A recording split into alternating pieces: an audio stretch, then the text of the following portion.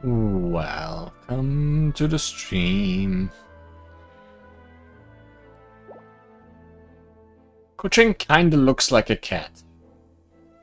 Today we are definitely gonna meet some cats. There is absolutely no way we are not.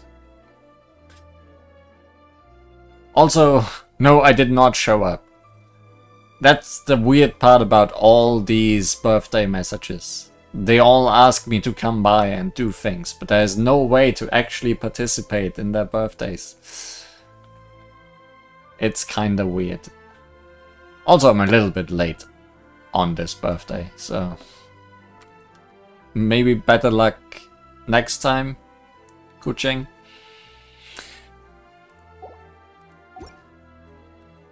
Today, however, definitely cats. For a second I thought she was putting the hat on the cat. That would have been amazing. But there are no such interactions. Still no petting cats. Someday. Someday petting cats. I'm sure of it. Today, however, it's already unlocked. I can get a new key though. Checks and cats. Check out these cats. Begin to hang out with cats.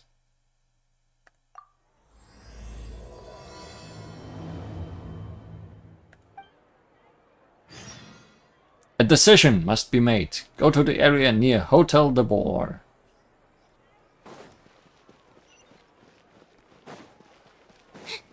I am at the wrong side of the city of Fontaine. Surprise! That wasn't surprising at all. Cats? Check.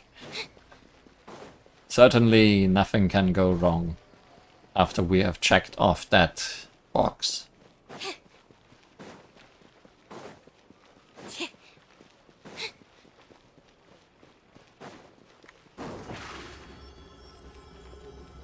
Over here! Oh no, I'm seeing double. It's almost like I started. A cat and a cat.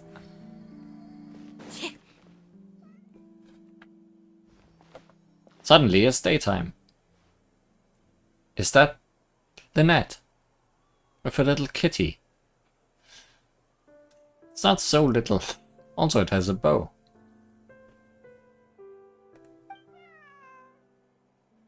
Cat is voice acted. Meow. Lynette is voice acted.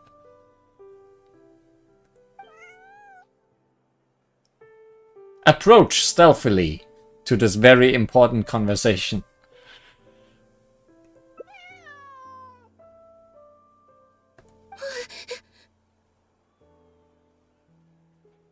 Oh, it's you. 1 second. Now activating chat mode. Thanks, Miss Robot. You made me jump there. I thought they'd finally caught me. I thought you were in chat mode also. Just cat chat. Made you jump? Barely. I didn't notice. Well, my heart rate did. Jumped up a little, I mean. Translation note. Chat means cat in French. Indeed. Chat mode is just her usual mode. So, what kind of trouble are you in exactly? Objectively speaking, the trouble was entirely of my own making. In such cases, you should solve it yourself. Goodbye. Half an hour ago, I was at Hotel de Boer for a drinks reception. It was to celebrate the successful opening of a show, but it was draining my energy. So, I waited for the right moment, then snuck away so I could switch to standby mode. I see. So they sent someone to find you and bring you back. But why? And why did they send a cat? Probably because I'm playing the lead role in the show. The lead role? Is that so surprising? I'm always getting invitations to do solo performances. I just usually get Linny to write back and turn them down. But then came the Fontanalia Film Festival. We noticed that one. We took all the kids from the House of the Hearth out to see a film, and after it finished, they all started clamoring for me to try out acting for some reason. Even Linny was chanting along with them. Anyway, it just so happened that a director called Mary who had sent me an invitation right around then. I'll spare you the details, but basically, I ended up accepting it. So this is the dramatic debut of the magician's puppet, huh? Yep, you nailed it. I'm playing the role of a puppet. In fact, the show's called The Lost Puppet, and it's a masked mime show. So, I don't have to do any facial expressions or say any lines. Literally just a series of physical movements. The director says it's a very avant-garde art form. You don't sound incredibly happy. That does sound pretty avant-garde, but can people understand the plot? Art is not comprehended by the mind, but felt in the heart. At least, that's what the director says. Anyway, if nothing else, the opening performance seemed to go down well. At the drinks reception, everyone was crowding around me, saying, "Triumphant character portrayal, faithful adaptation of the original work, unequivocally, quintessentially avant-garde," and stuff like that. But being the center of attention is draining. So the moment they left me to go harass the director instead, I was out of there. For once, you weren't able to use Linny as a human shield. The other thing is, some weird things happened while I was on the stage. Elaborate. No, not you. Oh, sorry, Bonnie. I didn't mean to leave you out of the conversation. My bad. I take it Bonnie is your pet cat. I would assume she is her co-actor. No, we just met. We bumped into each other right after I slipped away. And you've already named her. Well, it'd be kind of difficult for us to communicate otherwise. Besides, I think she's taken a liking to the name. Haven't you, Bonnie? I'm glad you agree. Yeah, that's right. Good kitty. We'll go find your owner soon, I promise. Owner? Not a stray cat then. It has a bow. Stray cats don't have bows. Nope. She's wearing a collar, and for the most part, she's pretty well groomed. If she is a stray, she hasn't been for long. Her stomach's been growling a lot. I guess she must have been missing for a few days now. As much as I'd love to hang out with her for a while longer, her owner's probably worried sick about her. Assuming she has an owner, that is. If not, you are the new owner. Congratulations. But the reception...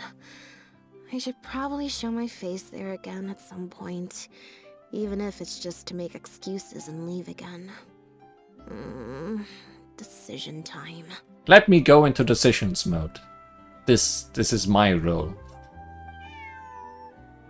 Is this a tough decision for you? Well, I just find it exhausting, thinking through all the different ramifications of different choices and so on. That's more Linny's area than mine. So, unless it's something really important, I usually just leave the decision-making to him. But for once, he's not here when you need him. Bet that doesn't happen often. It's fine. He got Fremine to make me a little something for just this situation. Poof! A phaetometer. Excuse me?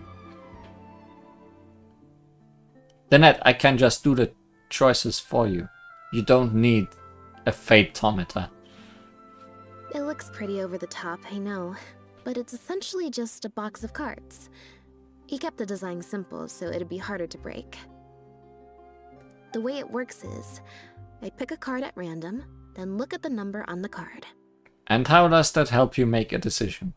Well, for example, if the number on the card is 5 or higher, I help Bonnie find her owner. If it's less than 5, I go back to the reception. Simple and straightforward.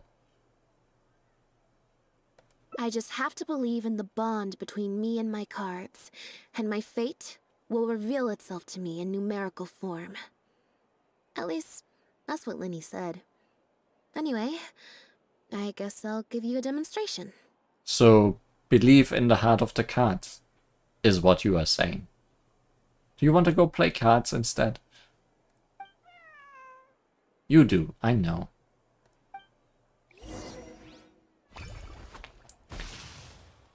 Huh, I didn't like that. Was I using it wrong? Maybe if I just... I thought it was just a box of cards.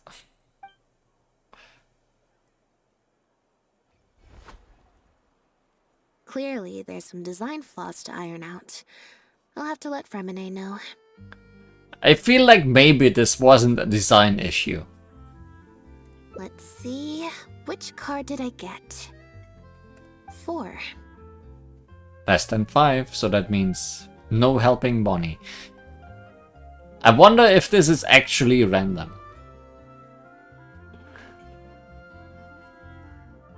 Well, the cards fell on the ground though, so I don't think it counts as fate. If you want to get the right answer, you have to let fate decide. Also something Linny said. So, to put it another way, if picking a card up off the ground is how to not leave it to fate, then that means it must be the wrong answer. I think what Linny really meant is sometimes you have to accept the answer you didn't want.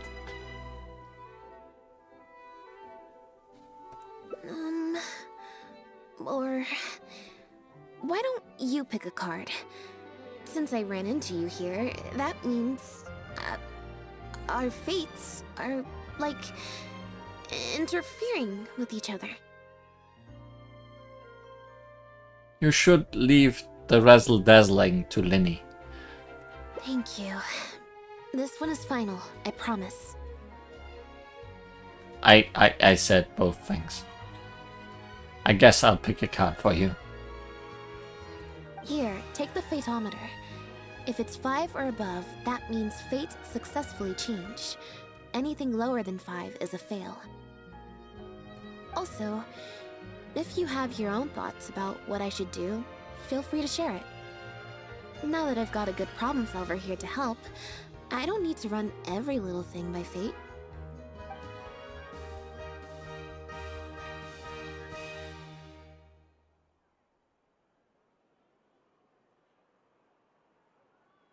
So we can make a choice, or we can leave it to the cards. I'm not sure. Let's leave this one to fate. Alright. Then let's see where fate will lead me. Oh boy. The random checks triggered by the phaetometer often serve as indicators for destiny's course or the success or failure of an action. Press to draw a card and get a random number between 1 and 20. If the number displayed is greater than or equal to the check difficulty, you will pass this check. Otherwise, you will fail it. The random checks triggered by the phaetometer often serve as indicators for destiny's course. Oh. I'm repeating text. Adequate preparations and friendly aid can sometimes affect the result of these checks. Your current check bonus will be added to your randomly drawn number, making it easier to pass checks. Check objective. 5. I mean, golden middle it is. Great. I feel like I'm fighting a boss again. Except this time it's not dice, but cards. Also a different game. So, we're looking for Bonnie's owner? I have to ask about this deck of cards. There's 20 cards in total, numbered 1 to 20. So there's only a 1 in 5 chance of drawing less than a 5. I should also mention, this time the cutoff was 5, but I just set that to wherever I feel like. Wow, you really don't want to go back to that reception.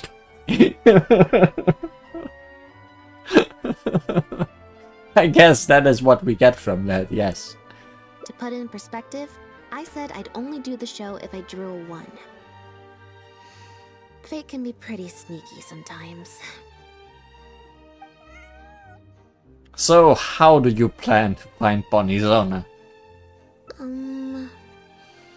I think I'll go to the Steambird and see about putting an ad in the paper. You wanna come along?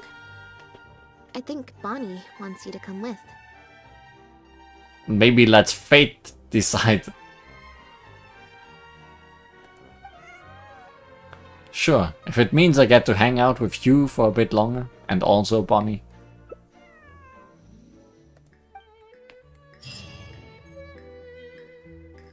We got the Fateometer.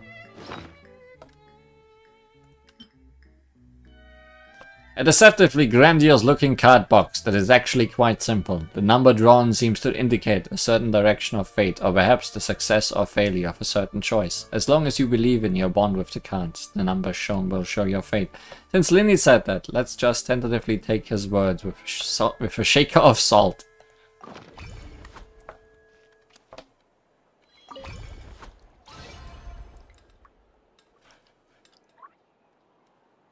What number even is that?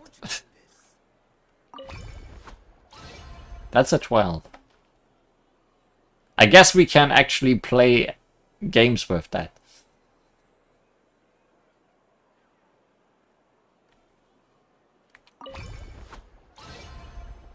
Okay, the first thing is a 0.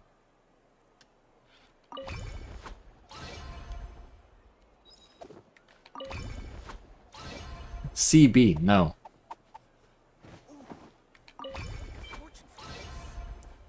Interesting. Surely that can be used for interesting things. Assuming we get to keep it, which I think we will. And now we just leave it behind and never use it again.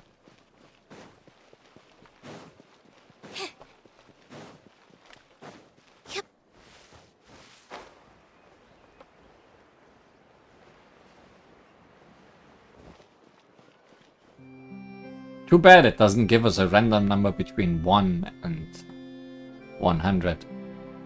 So we could get the best random number.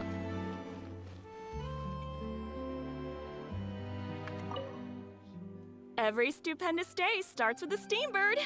Oh, hi Lynette. Hi Traveler. What can I help you with? That's not what we are here for. Any commissions in there about a missing cat? I don't think so. Have you picked up a stray? Yes, her name is Lynette. Yep. If there's no commission to follow up on, could we post a notice about the missing cat instead? Why, of course. What a kind thing to do. Just fill out the form.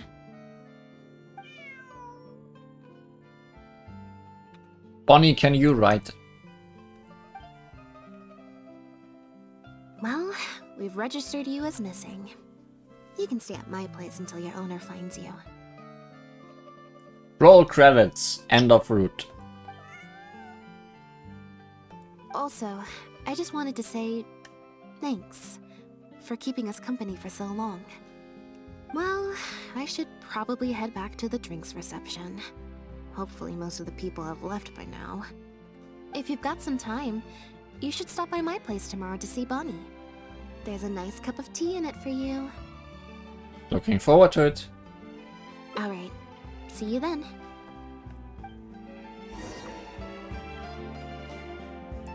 Wait till the next morning. Let's arrive right early.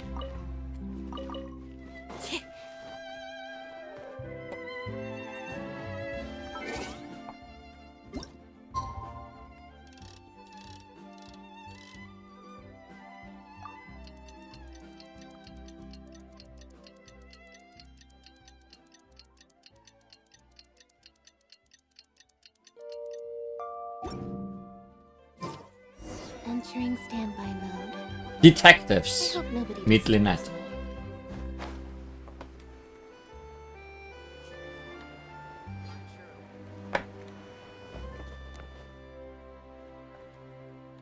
Bernard, the director of the Human Society. And Elodie. No title. Like this, it looks like she has a cat tail. I believe this cat belongs to me. I already told you, this isn't your cat. Just take a breather, you two. Okay, this is a very simple problem. We are gonna cut the cat in two. Yeah, just split it. What's going on? Oh, you're here. As you can probably see, you'll have to take a rain check on that tea I promised you. At least for now. No, I think this is very entertaining. We can definitely drink tea while looking at it. This is my friend's cat.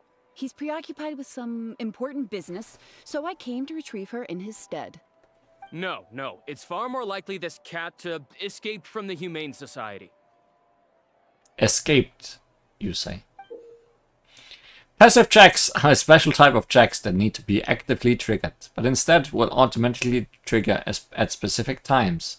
If you pass, you will find some hidden information, such as irregularities in a person's attitude or certain incongruous details. Wait, that's why it's 20. You're giving me a D20. We are playing D&D. We get to roll a D20 and see how good we do.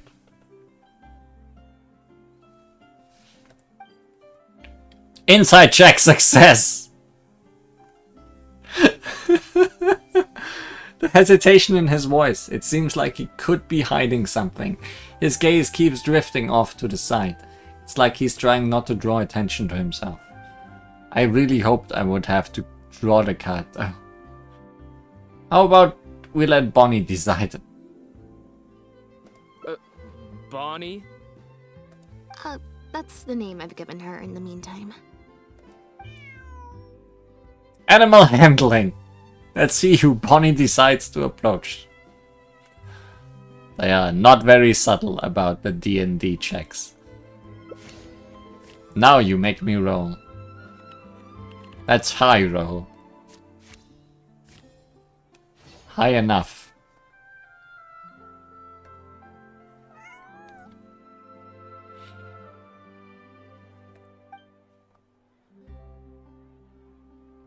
Well, this complicates things. It seems she quite likes me. I'm the new owner. I told you before.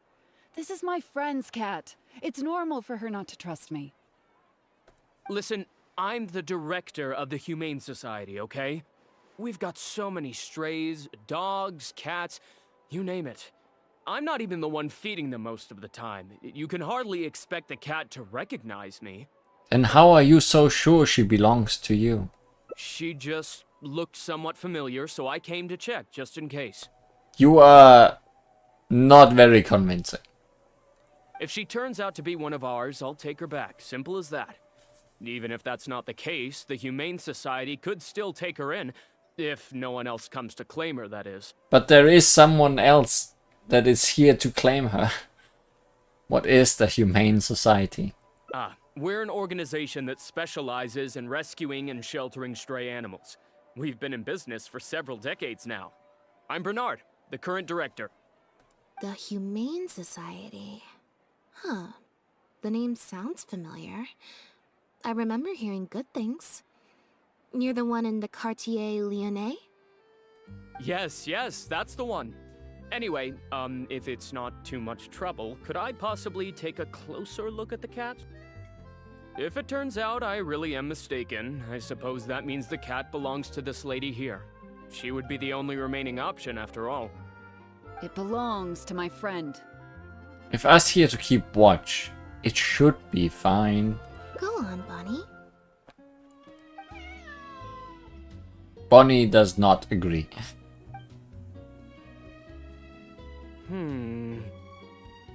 Oh, nope. Looks like I was mistaken. They do look similar, but there's an ever so slight difference in this one's fur color. Deepest apologies, friends. Well, I suppose this means I still have a missing cat to search for. Apologies again for the confusion. So, is this your friend's cat? Oh, yes, exactly. Are you sure? Wait a second. You lied earlier, didn't you? Lied? I'm afraid I don't know what you mean. A liar always has a tell. The look in their eyes, their breathing pattern, the way they hold themselves.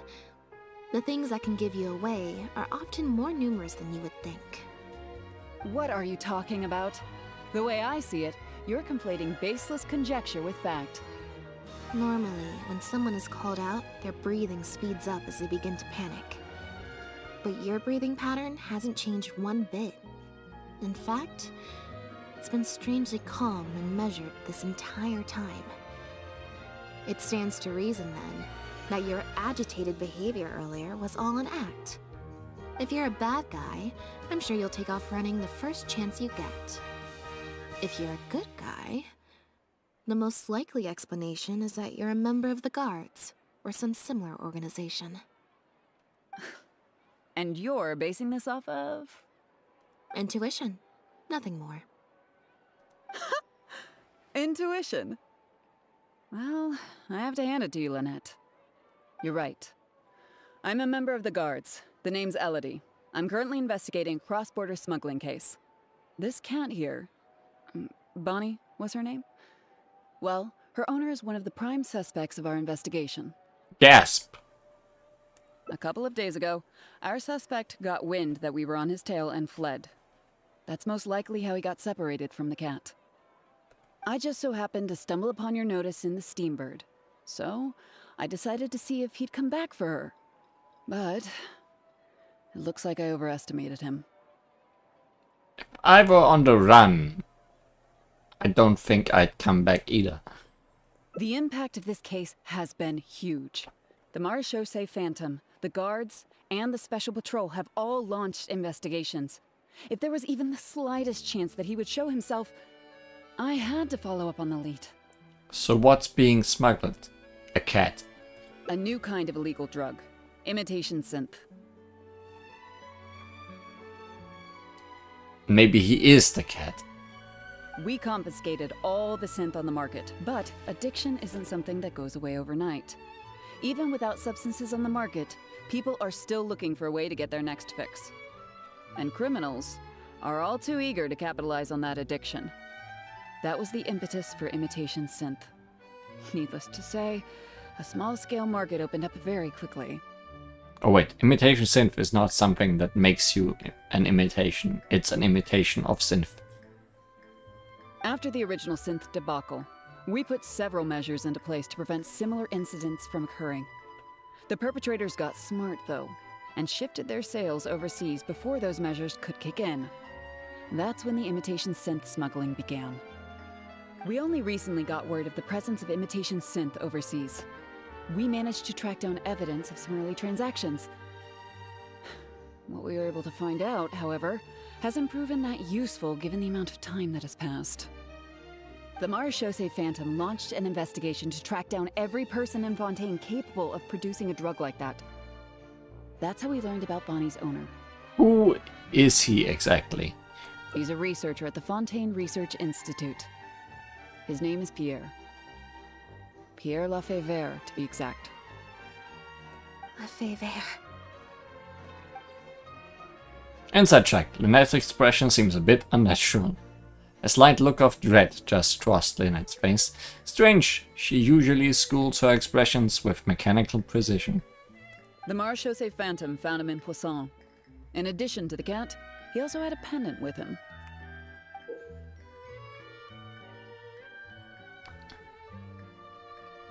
Very snake and sword. At first, there wasn't much cause for suspicion. A search of his house didn't reveal much to go off of either. The Marechaussee Phantom very nearly left it at that.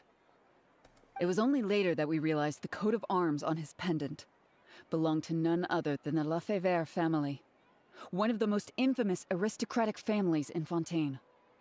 Obviously, this discovery prompted a further investigation into Pierre. At that point, however, we discovered that he'd already fled. Now the guards and the Special Patrol are all searching for him. Could this family be hiding him? That's not possible, actually. The Lefebvre family has been gone for a long time. Is it the family that owned you and that father stomped out? Exactly. Many years ago, several important members of the family, including the patriarch, were murdered by an assassin of unknown origin. From that point on, family's power and influence took quite the hit. It sure sounds like that. The family is engaged in all manner of crimes. As you can imagine, there's no shortage of people waiting in the wings to take their revenge. And with the family severely weakened, they were able to do just that. Most of the remaining family members succumbed to sickness or hunger. The ones that survived are currently living out their days under a new identity. Pierre is one of those very survivors. He's been hiding away in the Fontaine Research Institute all these years. His true identity unbeknownst to all. Until now, that is. Is it really okay to share all this information with us? Also, the Fontaine Research Institute is something that we never really followed up on. We started the quest for it a long time ago, and I never finished it. Well, my fellow guards have told me all about how smart and courageous you both are. And I know you possess a strong sense of justice. There could be a chance that Pierre, or one of his accomplices, might attempt to get close to Bonnie. Now that you've been briefed on the situation, I was hoping you'd help us keep a lookout. Joke's on you, I'm one of his accomplices. Joke's on you, Bonnie is one of his accomplices. If I take Bonnie back to the guards with me, there's no way Pierre will try and come for her. Not even the most daring of criminals would attempt something like that. Is that one guy still here, by the way? Is he listening in on all that? So we should keep Bonnie with us for the time being. I have to admit, I'm not holding out too much hope that Pierre will come back for her. But if there's even the slightest chance, then it's worth a shot. Well, I've got some other leads to follow up on. If Pierre does appear, please contact me right away. Before or after killing him?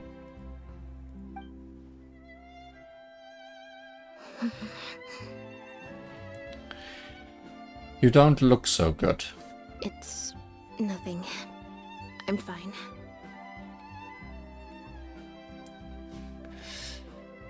Li Huan, remember. It's just... the head of the Lefebvre family.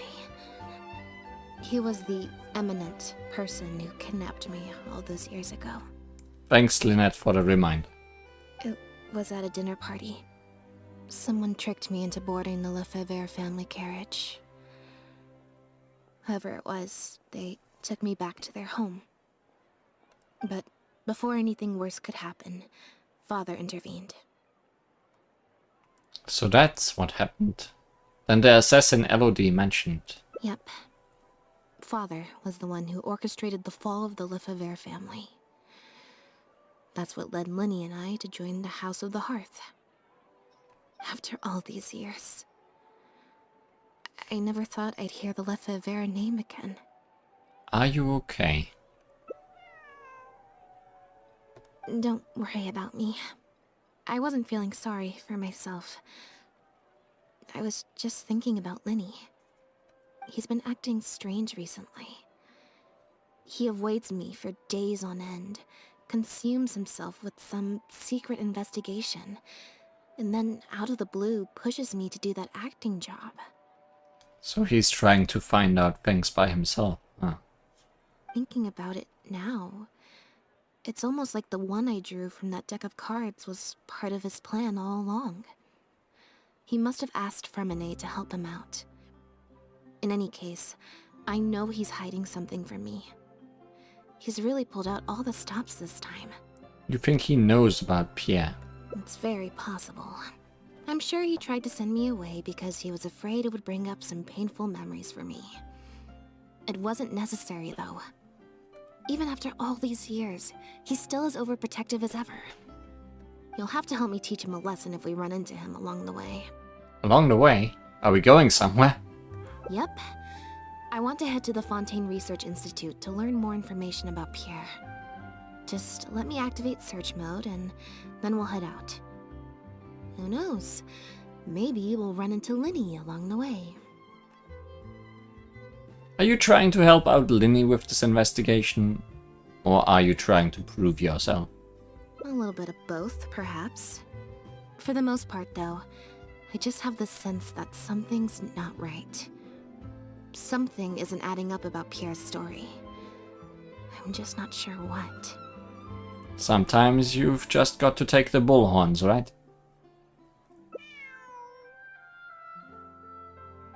Okay, I'll write a letter explaining everything to the crew. Once that's done, we can head out.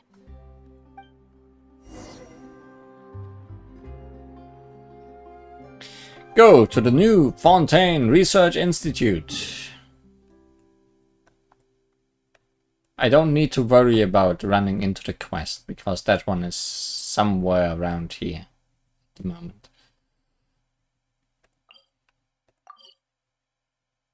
And also I think that one is about the old Fontaine Research Institute, which is here.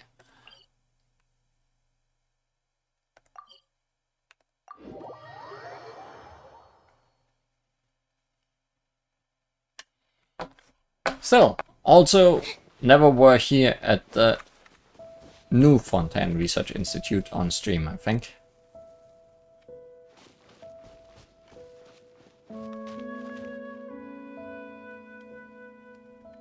Chefros.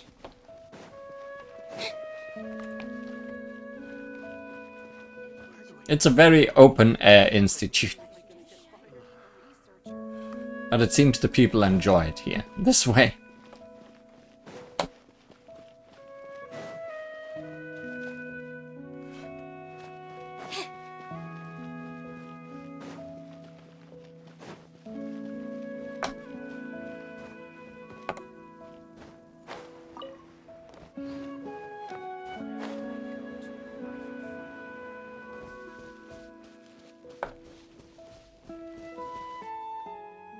Lynette, you're, not at rehearsal? Not anymore. You can drop the act, brother. In fact, I don't think either of us will have a need for acting anytime soon. You should know better than to try and keep something from me. You've never been able to do that, even when we were kids. And that's why I tried to distract you with the masked mime show. But I guess you're just too good. Care to introduce us to your new assistant? This is Officer Shovras, captain of the Special Security and Surveillance Patrol. You may have met her already. We meet again. Nice to see you. I should clarify something. Mr. Linney's here at my invitation, not the other way around. To borrow your expression, Miss Lynette, I suppose that would make him my assistant more than anything. We've brought on Mr. Linney as a consultant in the past. He was instrumental in helping us crack a case involving a perpetrator who used magic tricks to commit crimes. I was hoping he'd be able to provide some valuable insight this time around as well. Are you here because of the Lefebvre case? So you've heard everything then? That's exactly why we're here. There's always been questions surrounding the fall of the Lefebvre family. Some people even believe the House of the Hearth was involved. No way, that's impossible. Whoever was behind it all was extremely cautious. They didn't leave a shred of evidence. This very fact, however, leads me to believe it was indeed the work of that Harbinger. No way, that's impossible. I took a look at the entrance and exit records of all the carriages that night. Let's just say it wasn't hard to deduce that there's ill will between you two. Don't worry, I don't have any evidence to that effect, and I certainly don't plan on going to bat for such a despicable family. Plus, you were victims back then more than anything. I sought Mr. Linney's help with the smuggling case. Nothing more. You're really teaming up with the House of the Half. The way I look at it, it's a collaboration between us as people, not the organizations we represent. Besides, by working together, we can expose the truth as quickly as possible. You can hardly say that's at odds with the justice my organization strives for. I'm assuming you wouldn't be opposed to some extra help. Not at all. I was planning to invite you from the very beginning, Miss Lynette. It's just that my assistant here raised some objections. No, I meant me. Linny, I'm not the same person I was back then. I'm a cat now. That little girl who did nothing but cower in the corner in fear, she doesn't need saving anymore. I know you want to protect your little sister, but little sisters don't stay little forever. I think she's about the same size as you. I'm sorry, Lynette. You're right. I let my concerns get the better of me. Oh, and the next time you want to distract me, you should try a different approach. Like with a cat. Who's this? You pick up a stray while I was gone? It's a bit complicated. I'll explain later. Anyway, her name's Bonnie. Well, if there are no objections, then I suppose the only thing left to say is... Lynette, Traveler, welcome to the team. You forgot to introduce Bonnie to your team. She's a very integral part. It appears the Lefebvre family was very particular in their use of insignias and emblems. The family would use different emblems to mark differences in status, blood relation, and the like. In fact, the insignia that was discovered on the pendant was used to represent an illegitimate child. So that would mean Pierre is a bastard child. Thanks, the one. It's highly likely. That very status might have been what allowed him to emerge from the fall of his family relatively unscathed. It would also explain why he was able to assume a new identity as a researcher with relative ease. We discovered something interesting, though. After talking to some of his co-workers, it appears he pretty much works at the Institute in name only. He's practically been cast out. Wait, what happened? Apparently, Pierre was once addicted to synth. He tried to use the resources at the Institute to create a substance with a similar effect. He claimed it was just for research purposes, but the Institute revoked his access to the relevant materials regardless. He was placed on disciplinary leave, pending a thorough investigation of his actions. So he made the imitation synth. But it seems the Institute ran into some trouble along the way. Could have been a lack of personnel or a timing issue. In any case, they had to table their formal investigation into Pierre. Unfortunately, that also included reporting any relevant information to the higher authorities. Also, floating cubes in the background. As for his family background, it appears none of his co-workers at the Institute were aware of that information. All they could tell us was that he was quite the recluse.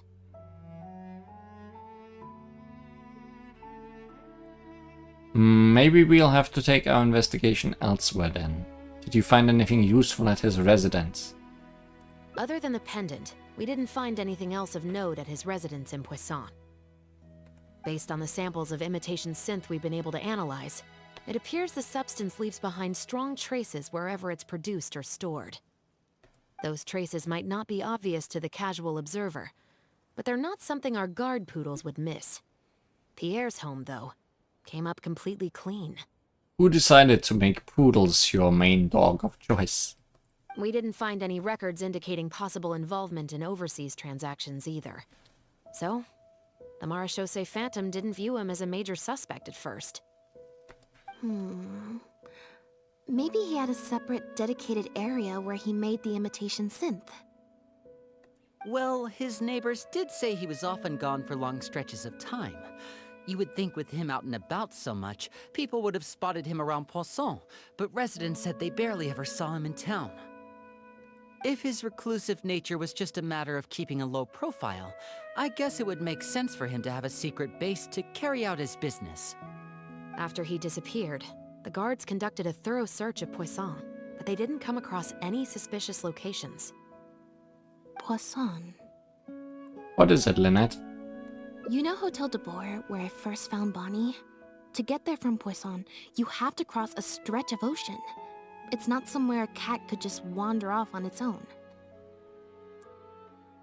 I mean, that's true. A cat? You mean... Yes, a cat. Look at it. Check it out. Bonnie is Pierre's cat. Oh, that's right! When the Marechaussee Phantom first tracked him down, I remember there being something about a cat in their report. So this is her? From what we've learned about Pierre's habits, he doesn't seem like the type to venture out without a purpose. So what you're saying, Lynette, is that Bonnie couldn't have gone missing in Poisson. If that's true, then... She must have wandered off only after Pierre brought her to his secret base. Exactly. Bonnie might even know where it is. Wait, you think the cat can lead us there? But she's not trained like one of our guard poodles. How is she supposed to understand what we want her to do? Animal handling. I can give it a go. Meow. Meow meow. We should just let Lynette do it, but how can I? This one is more difficult.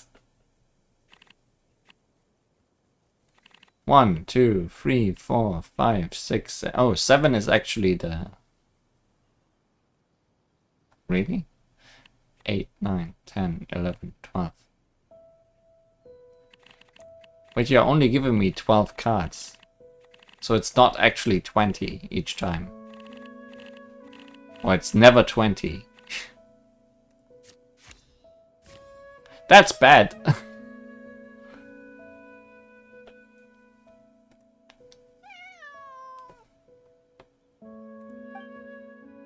Saddle Bonnie rushes to hide behind Lynette.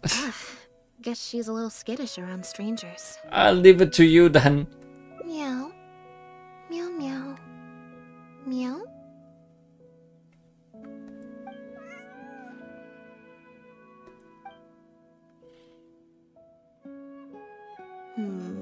Near the coast, the beach, and beneath the cliffs. The place we're looking for is most likely north of the Court of Fontaine. Well, I've certainly never taken a witness statement like this before. Well, if it works out, maybe it's something worth getting used to. Cats and humans are actually pretty alike.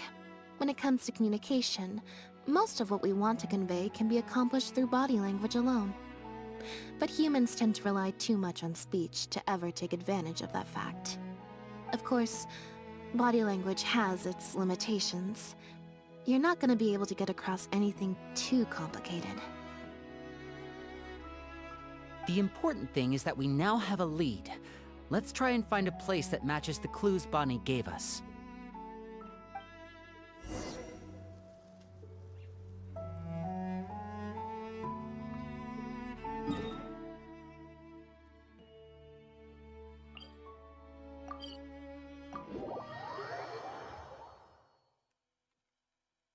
Catcalling has indeed failed.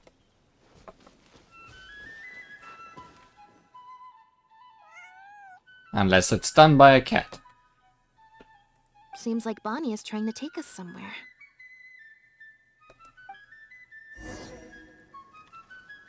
Follow the cat.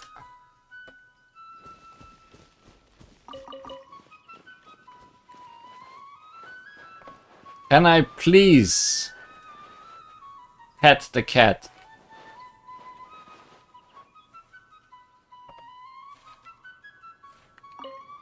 Somehow there's a fish here. Why? Gardamex ahead.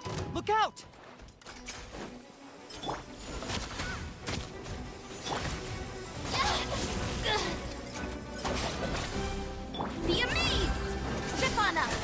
I am amazed. Yeah! Yeah! Over here!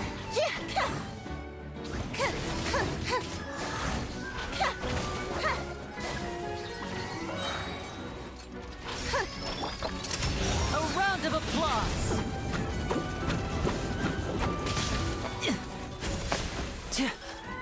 Stand with me! Cue the spotlight!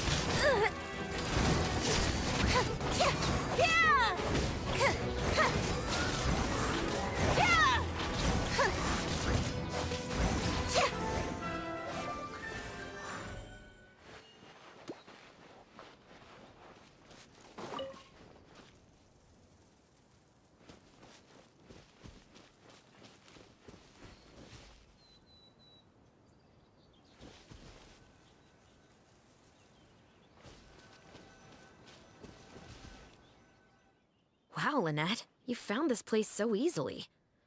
If I thought there was any chance you'd say yes, I'd recruit you into the Special Patrol here and now, no questions asked. Sorry, she only works that well if there is a cat to ask her things about. Yeah, I was also confused that the fish didn't distract the cat. Sounds familiar. I pretty much receive letters daily from people trying to poach her from me. Let's just focus on our search. There's a lot to investigate.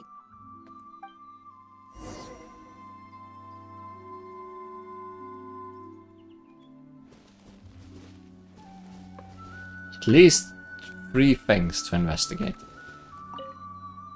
The material these bags are made of, it's quite rare. Doesn't it look similar to the material used for your magic pockets?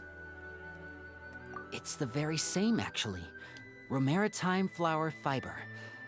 But there's something special about the composition of these bags. I took a closer look, and it appears they're not only waterproof, but also corrosion and leak resistant. We probably should let the cats out of the bags. Even the strings look specially designed to keep the bags closed nice and tight. I came across some bags made of the same material just now, but they were much smaller and thinner. From the look of them, they seemed far less durable as well. So, kind of like one of those small sealed bags. Very similar, actually. Normally, it would be easy for a guard poodle to sniff out the imitation synth, but if it was sealed away in a bag like that, it might be possible to elude detection for some time. But what could these big bags be for then? If the goal is to keep the imitation synth hidden and sealed away, these bags seem a bit too conspicuous. But what could these big bags... But what could these big bags?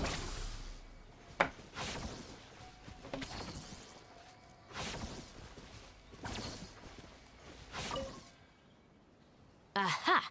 Just as we thought. This is where the imitation synth was being made.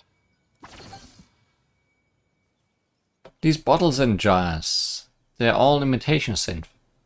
Looks like he's got more than just imitation synth stashed around here.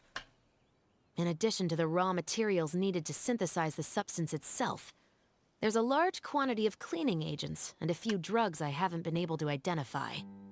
These cleaning agents are likely used to dispel traces of the substance, like its smell. The Special Patrol did some digging into imitation synth. Our records indicate that it's very difficult for ordinary people to detect traces left behind by the stuff. I'm sure that was the case for Pierre as well. It must have taken a considerable amount of time and skill to ensure all those traces get washed away. But what are these other drugs for? Personal use.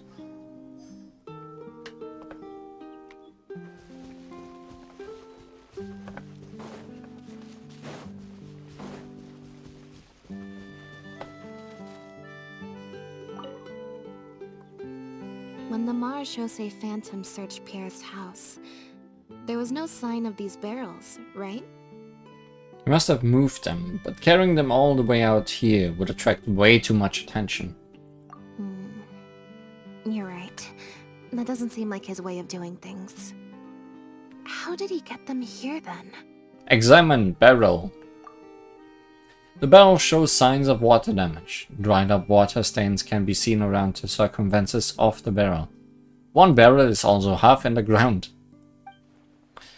There seems to be a pattern to the location of the water stains. For some reason they appear to be limited to the lower half of the barrels. The lids don't seem very tight, leaving sizable gaps around the edges, but there doesn't appear to be any traces of water inside the barrels. Only the lower halves of the barrels appear to have been submerged in water. Based on the various ingredients we've found, this appears to be where Pierre was cooking up his imitation synth. It looks like he used a special cleaning agent to get rid of any residual traces of the substance on his person before he left. That's how he was able to get past the guard poodles.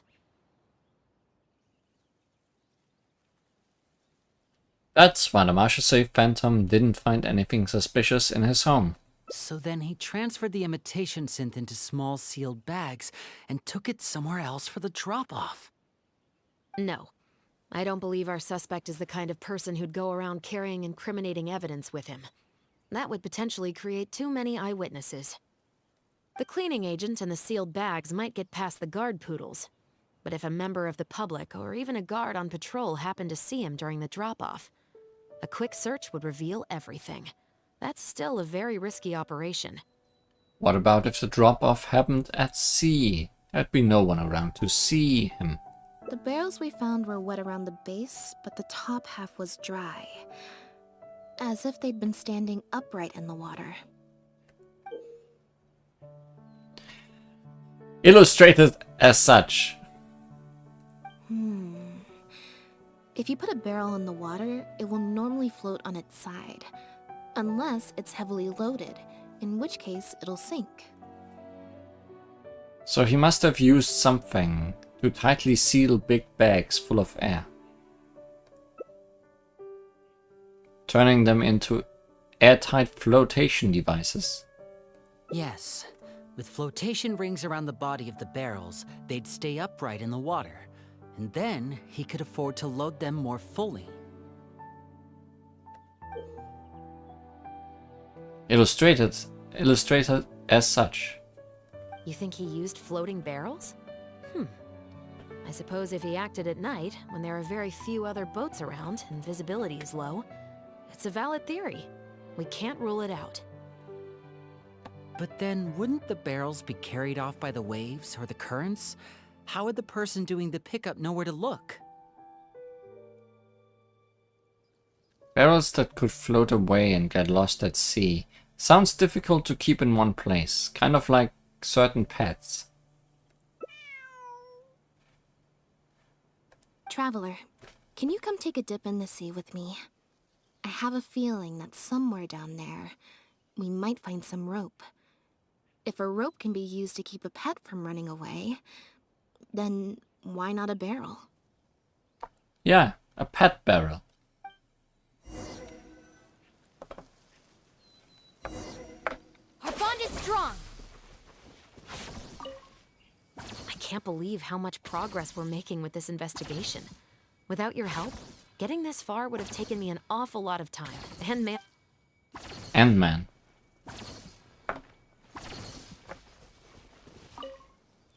It's rare to see Lynette in serious mode. I wonder how long she'll keep it activated for.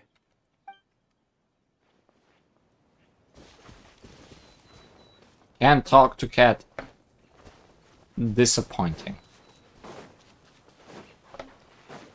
Stand with me!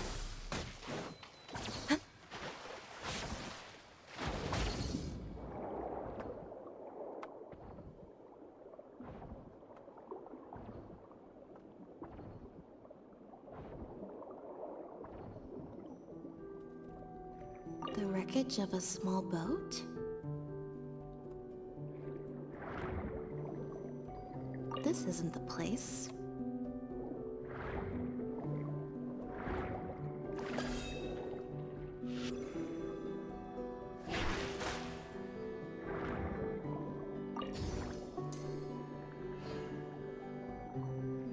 This isn't the place.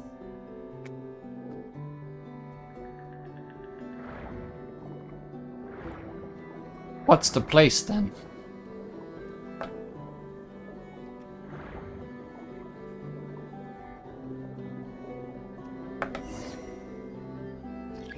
Found the place. There seems to be something odd over there. Got it. Time to go up and report.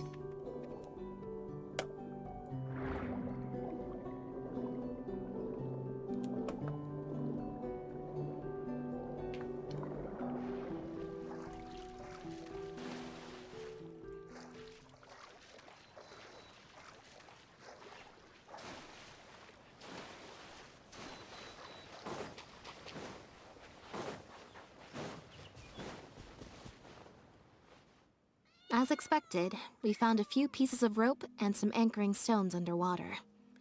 If you attach them to a floating barrel, it would look like this.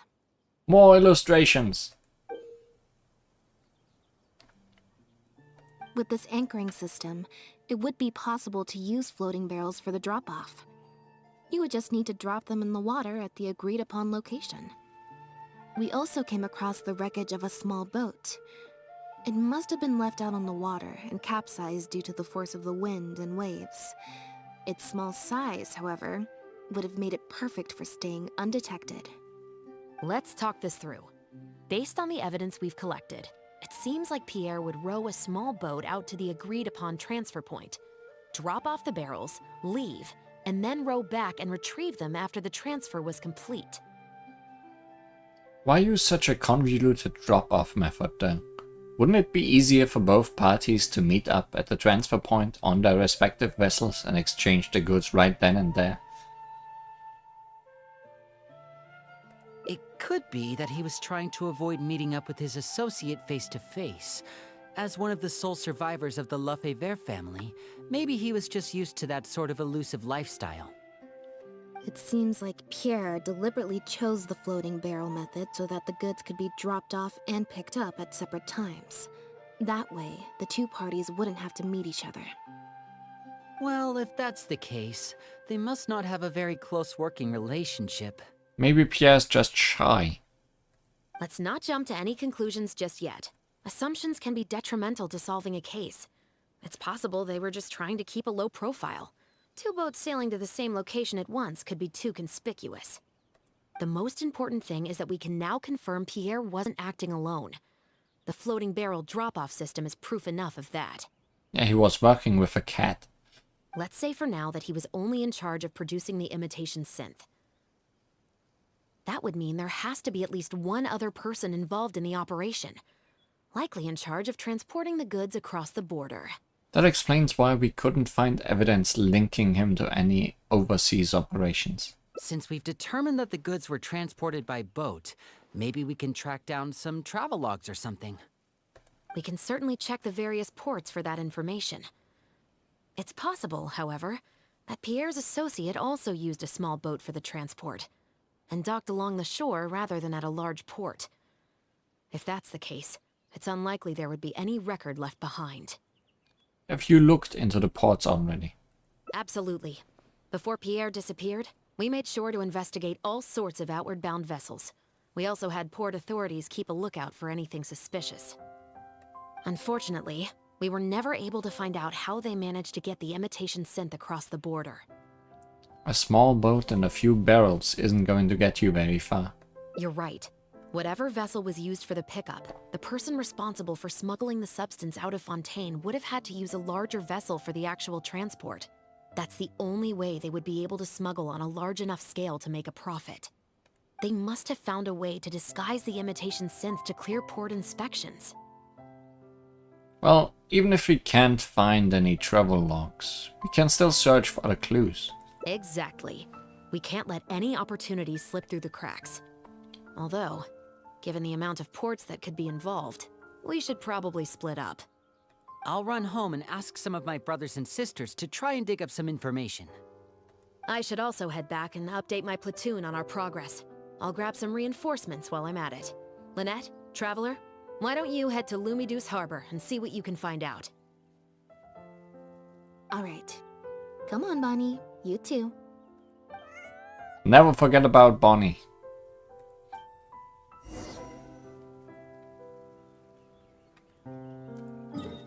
Time to go to the harbor and wonder about how any ships leave here.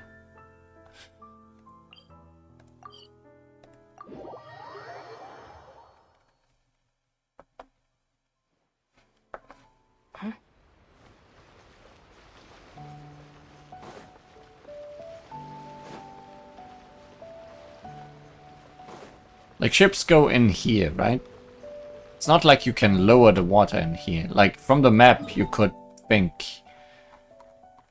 that this water gets lowered and then you can exit from here. Something that exists in some way in reality. But this is not water that can be lowered. Oh, Lynette, traveler. And Bonnie, too. What brings you all here? Oh, it's Elodie. I almost didn't recognize you. Did something happen? We're here to check the travel logs. Oh. I see. Thank you for everything you're doing for the people of Fontaine. What are you doing here? I'm in charge of guarding the port. You mentioned you were after some travel logs, right? I can go fetch those for you. Looks like I've got another hard day of work ahead of me. Are things usually pretty hectic around here? No, not usually.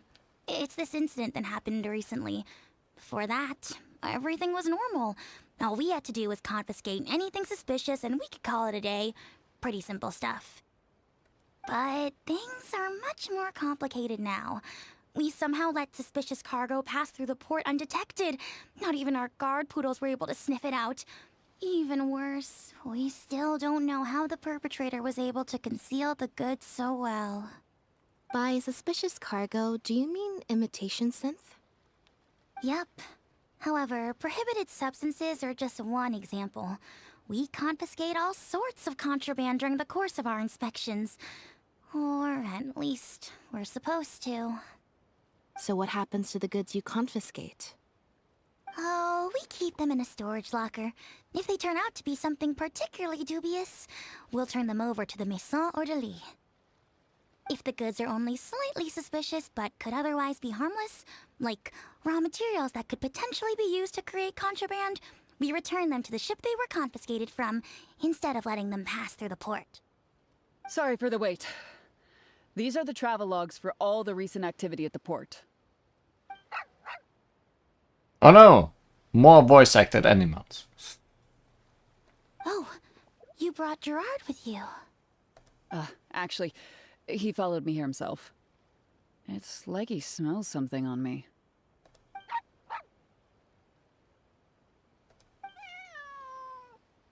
A conversation. Huh. I wonder why Gerard is reacting to you two so strongly.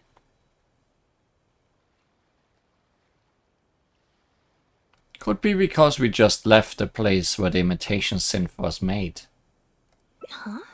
We were so careful not to touch it, but we still ended up with traces on us.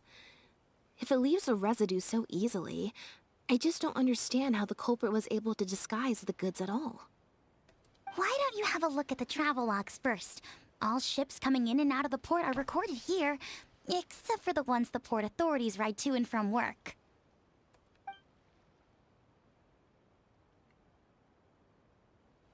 You flip through the numerous travel logs. You notice several instances where the Humane Society is listed.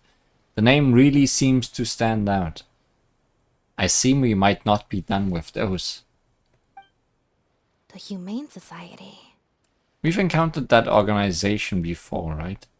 Their name is all over the exit logs. The purpose for leaving is always listed as overseas adoption. Ah, the director of the organization explained that, actually. He said a lot of the cat and dog breeds unique to Fontaine are also very popular overseas. So, his organization offers an overseas adoption program. Bernard, the director of the Humane Society, was the man who came looking for Bonnie earlier. That's, Great cover up for smuggling things.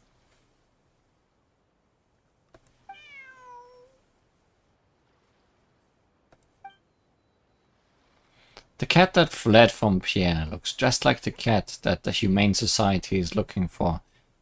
Could that really be a coincidence?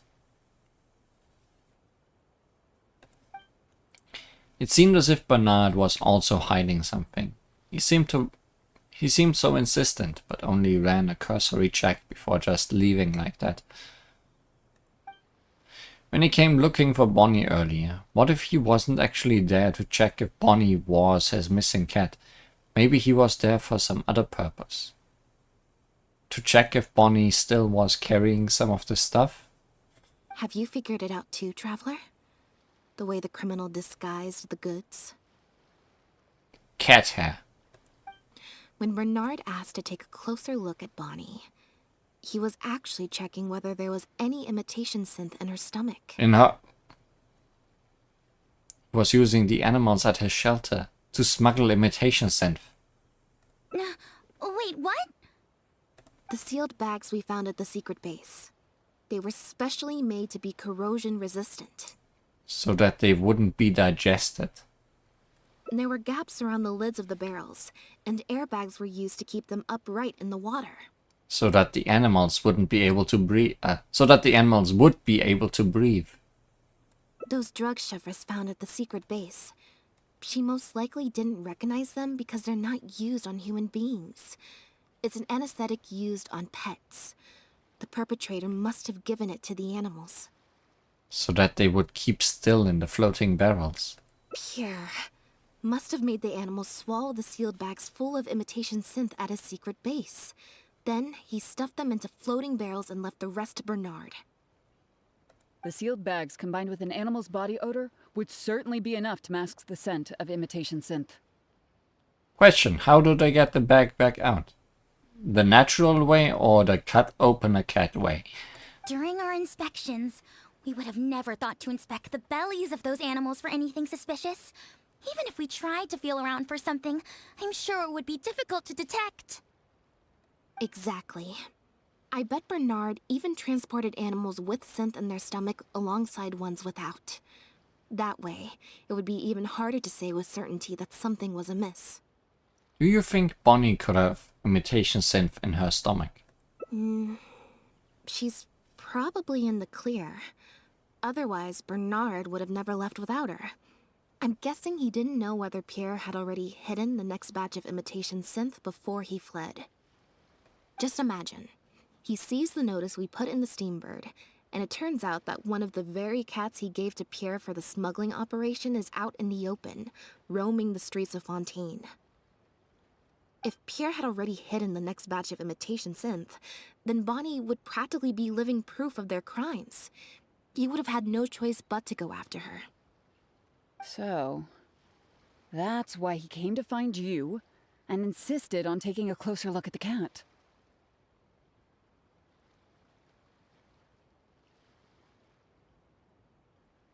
Pierre must have fled in a hurry. That fact is probably what spared Bonnie. Wait a second, I'm a little lost here. I get the part about hiding the substance in the pets, but those... what did you call them again? Floating barrels? Why even put the animals in there in the first place? If you've got something as convenient as a floating barrel, why not just stuff it with the imitation synth directly? Why not wait to hide the stuff until after the exchange has been made? In order to make sure the animals could swallow the sealed bags, they made them extremely thin. Had they not done that, the animals would have likely bitten or chewed through them. And if any of the imitation synth leaked out, they also would have needed a lot of cleaning agents to get rid of the resulting smell. That step would have required a lot of energy, as well as a certain amount of technical expertise. So it was better left to the more experienced Pierre. We've already proven how easy it is to pick up trace amounts of imitation synth, so I'm sure Bernard was taking all the precautions he could to avoid the same fate. Woof woof. Okay, then let's head to the Humane Society right away and bring that guy to justice. I'll bring a Gardamek to speed up the process. Always bring the max. 1 second.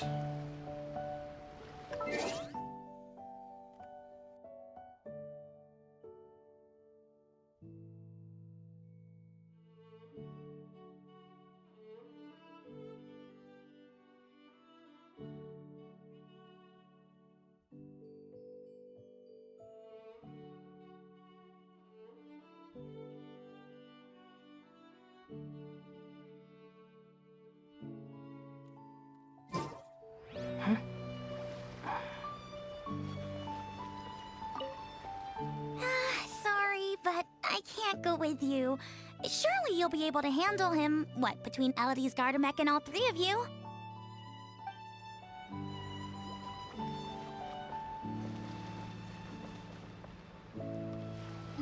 So, where is that humane society? Very close to the teleport point.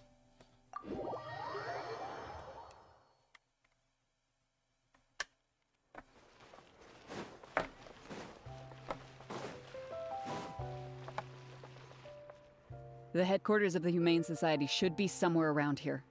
Bernard could show up any moment now. Ah, you're the people from earlier. Wait, you're from the guards?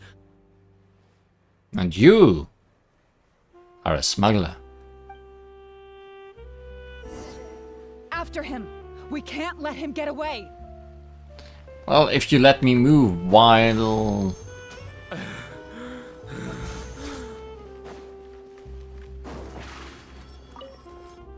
Give it up, Bernard. Mercy, have mercy. I'll talk. I'll tell you everything I know. The Humane Society has done so much good over the years, and yet you have committed such an atrocious deed in its name. Can you prove that they ever did anything good over the years? Look, I didn't have a choice, okay?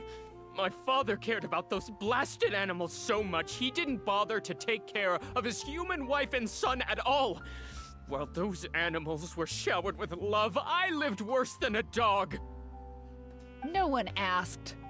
Tell me, how did you first get to know Pierre? Well, after I took over the Humane Society, it gradually became harder and harder to maintain its operations. Until one day, someone suddenly passed me a letter. It said that I could stand to get a large sum of money as long as I helped them to transport some animals abroad. It was only after a few such transports that I finally understood what I was really transporting. But then, Pierre wrote to me, saying that we were already partners in crime and that I better keep cooperating with him if I didn't want to be reported to the guards. Expression unnatural. There was a hint of dishonesty in his trembling voice. He's lying. You knew it from the very beginning, didn't you? The reason why you had to go through so many steps just to transport some animals. I'd suggest that you confess everything right now if you don't want to add anything else to your list of crimes. Yes, officer. I would order wooden barrels and flotation devices according to his instructions, and then load the sleeping animals onto a boat. Once I sailed to the location he provided, I would dump everything together into the sea. So it wasn't cats in bags, it was bags in cats. And a few days after that, I'd come by again in my boat and pick up the animals sleeping in the barrels. Once I had received enough of them, I'd bring them to the harbor to be adopted abroad. That guy, Pierre, he was running the entire show. He set up all the meeting times and found all the foreign adopters. Oh, and he even supplied all of the goods too. I just did the transport. He was the one who planned out and executed everything else. So where is he now? Look, I don't know, okay? I've never ever met him in person. We've only ever communicated through letters. And when did he send his final letter to you? Just last night, he said that the Marechaussee Phantom is now after him, so he's planning to go into hiding for some time. He didn't mention where he's thinking about going, though, but he did tell me to look out for the guards. It's been a few days since Pierre's last appearance. I'd wager that he sent that letter after he found his hiding spot. So where's that letter now? I burned them. It was on his orders. I had to burn every letter after reading them.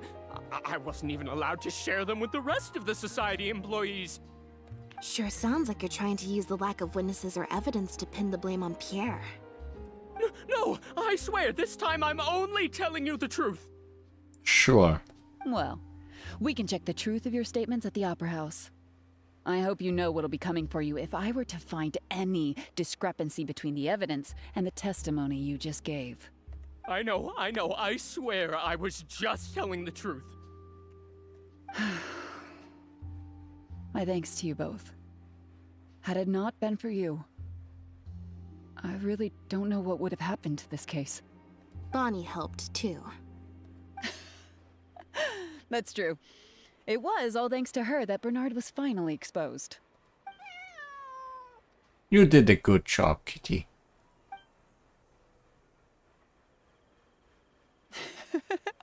And it looks like she's grown quite fond of you two as well.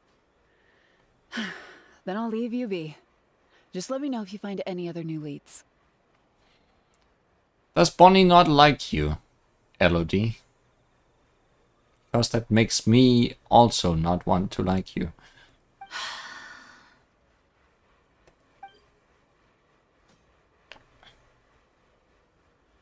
It seems that Lynette still has something on her mind.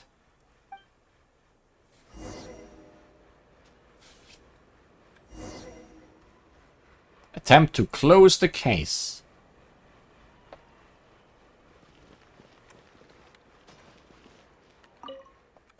Now behave, and follow me to the interrogation room. Ow, that hurt. Ow! Contemplation. They're about to leave. Is it really okay to let them go? I don't think so. I think Elodie might be Pierre. That's...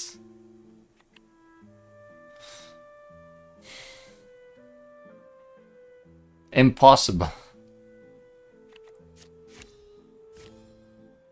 We got close to...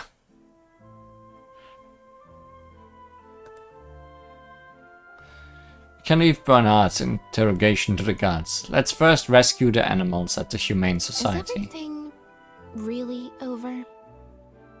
I still feel like the relationship between Pierre and Bernard is not as simple as it appears. I feel like I should have talked to Lynette first. She might have made things easier. Also, I've had this strange sense that something's off the entire time we've been on the case. And it has only gotten worse. Oh no. Ugh. No good.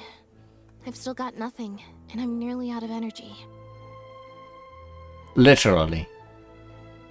Don't force yourself. Alright, I'll stop thinking about it, for now. At the very least, we've made it so that no more animals will suffer like those poor animals did. And that's what I hope.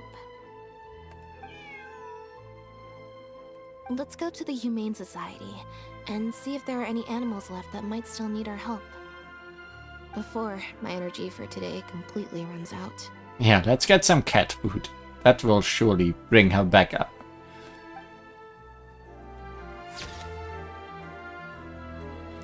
Save the kitty! The truth remains submerged in the dark undercurrents. Yet hope already lies beyond the cage. At least we saved the cats.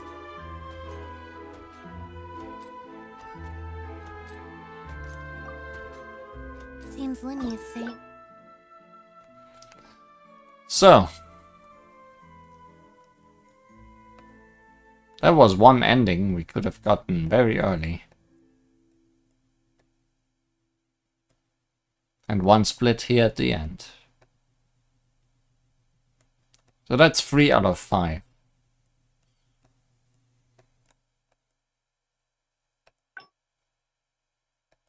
Some strange things again.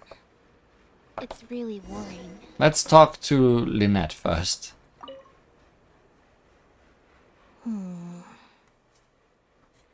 Split, get 20 in that thing. No, I think they said that the number we need to hit depends on the things we did before. So I'm assuming we just need to get some information first from Lynette. Something on your mind still? It was that obvious, huh? Well, even though it didn't feel like Bernard was lying, after talking to him, I'm getting an even stronger sense that something's not quite right. We investigated so quickly that perhaps we've missed a thing or two along the way. Let me activate deduction mode and consider things again from the top to see if we can find anything new. Also, I wonder if getting a 20 and matching the opposing 20 would be enough to win. Is there still anything unresolved or strange that we should try to consider?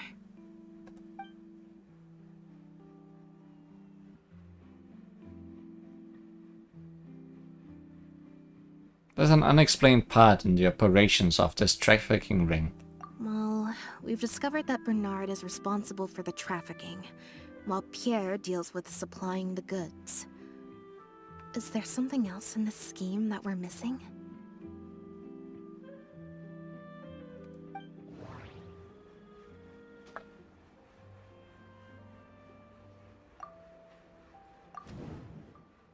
We've already proven that Bernard and Pierre coordinated the handoff by passing floating barrels to each other on open stretches of water. A past member of the Leverrier family would probably have a number of connections outside of Fontaine. They always communicated in writing, and all of those letters have been burned, so we can no longer confirm or trace anything. According to Chef Rosé's investigations, Pierre has been formally reprimanded for his synth-related research and can no longer get any materials from the Fontaine Research Institute. Where did he get it then? Bernard can be compensated for his work after completing a shipment. No suspicious record would be left as long as he received the funds as an individual rather than through the Humane Society.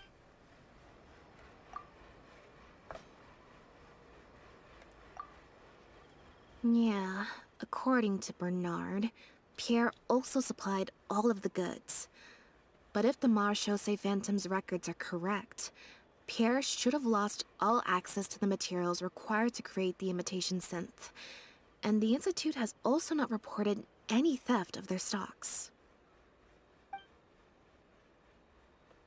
About what we found in Poisson. We never were in Poisson. The Marechaussee Phantom found Bonnie and the Lefebvre pendant at Pierre's residence. That was the beginning point of our investigation. Pendant. The pattern on the pendant is proof that its owner is an illegitimate child of the Lefebvre family. But this shouldn't be all. The end of Lefebvre. The Lefebvre family is infamous in Fontaine, and even the innocent scions became targets of revenge, but Pierre just carried the pendant with him as if it was an ordinary piece of jewelry.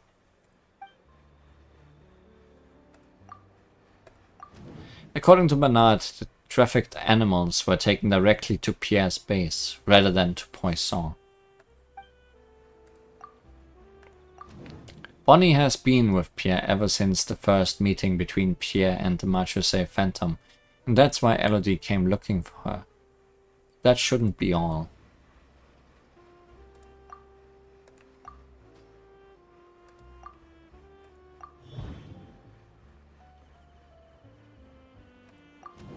Pierre became the key suspect in the case because of a suspicious cat and a suspicious pendant. Why would he leave such an obvious trail for us to follow, when he took so much care to not leave any traces of imitation synth in his home? About the letters. Bernard claims to have received a letter last night from Pierre. In the letter, Pierre stated that he had gone into hiding. Is there something wrong with the letter? It's not from Pierre. The lost cat, Bonnie. Bonnie had already been on the loose for a few days when we found her yesterday morning. That means that she had already broken free when the letter was written.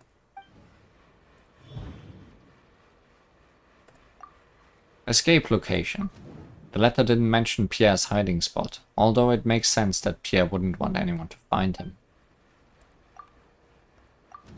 Regardless of whether he sent it anonymously or secretly delivered it himself, it's no longer something we can follow up on.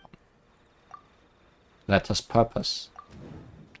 If the point of the letter was to tell Bernard to get on his guard, then why didn't it also warn him about Bonnie? If Bonnie had imitation synth in her body, then she was a liability that had to be recovered at all costs. But if she wasn't carrying anything, then it would have made sense to tell Bernard not to worry.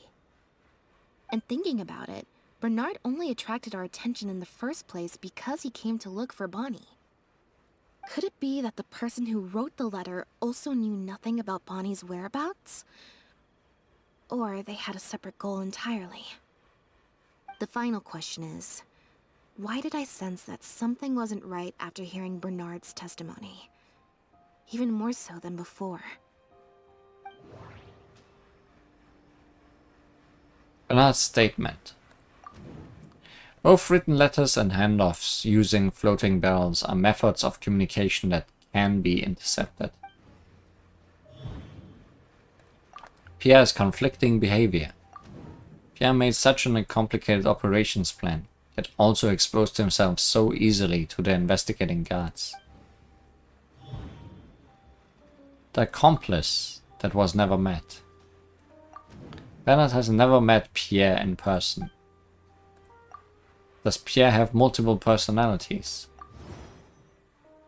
It almost feels like the plan and the exposé were done by two separate individuals, and Pierre was set up.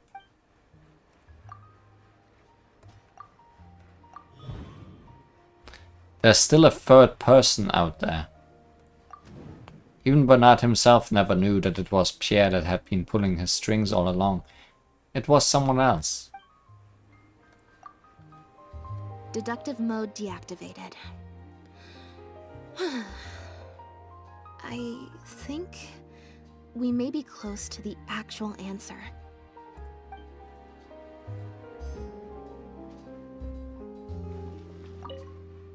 Perhaps we are now closing in on the truth.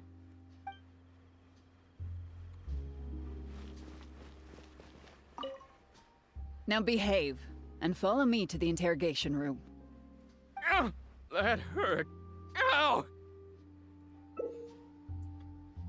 Adequate preparation and friendly aid can sometimes affect the results of these checks. Your current check bonus will be added to your randomly drawn number, making it easier to pass checks. Current check bonus. Clue. Initial suspicion +5. Clue. The letter's purpose +5. Clue. The ingredients +5. Clue. A third person's existence +5.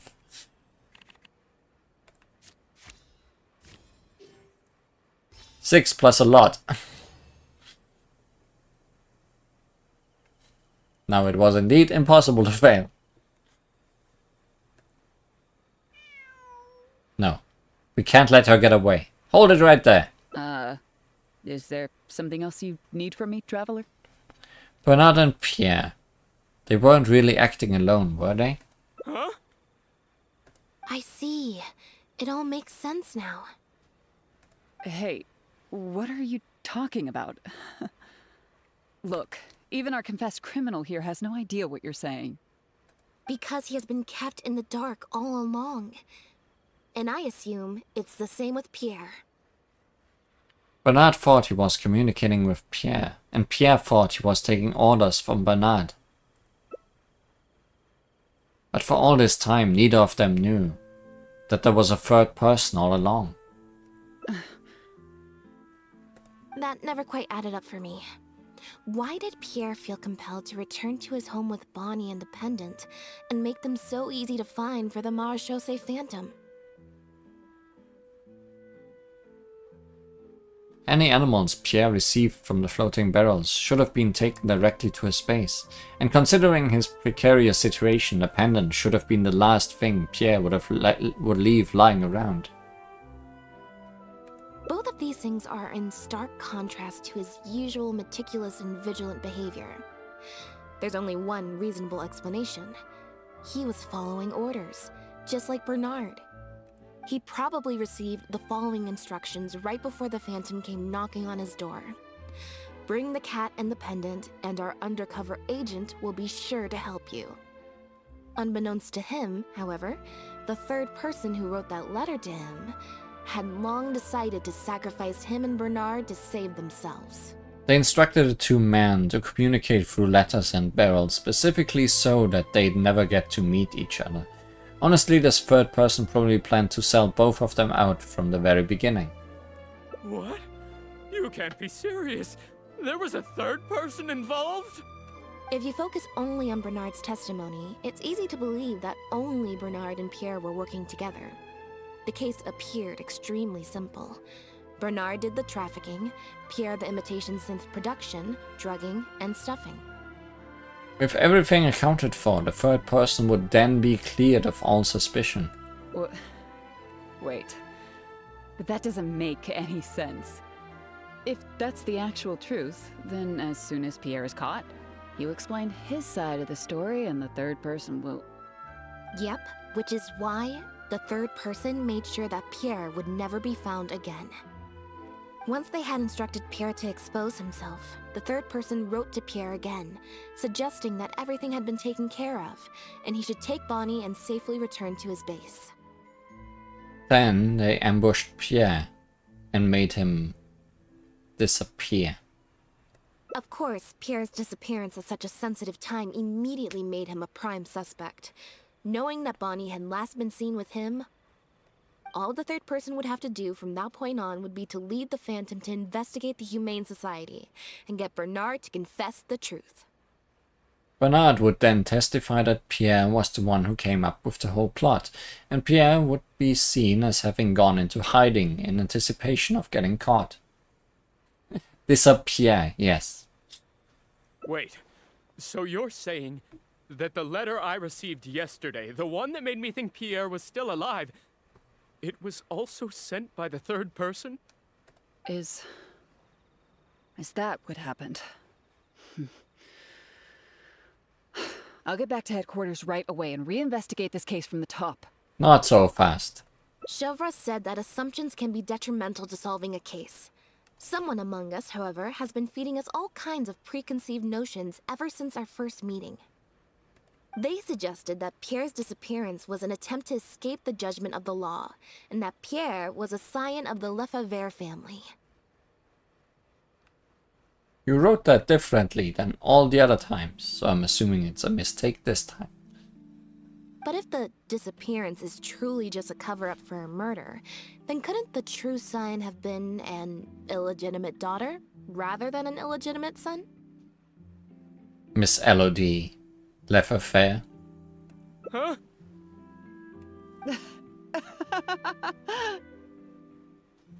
Haven't you taken this joke a bit too far?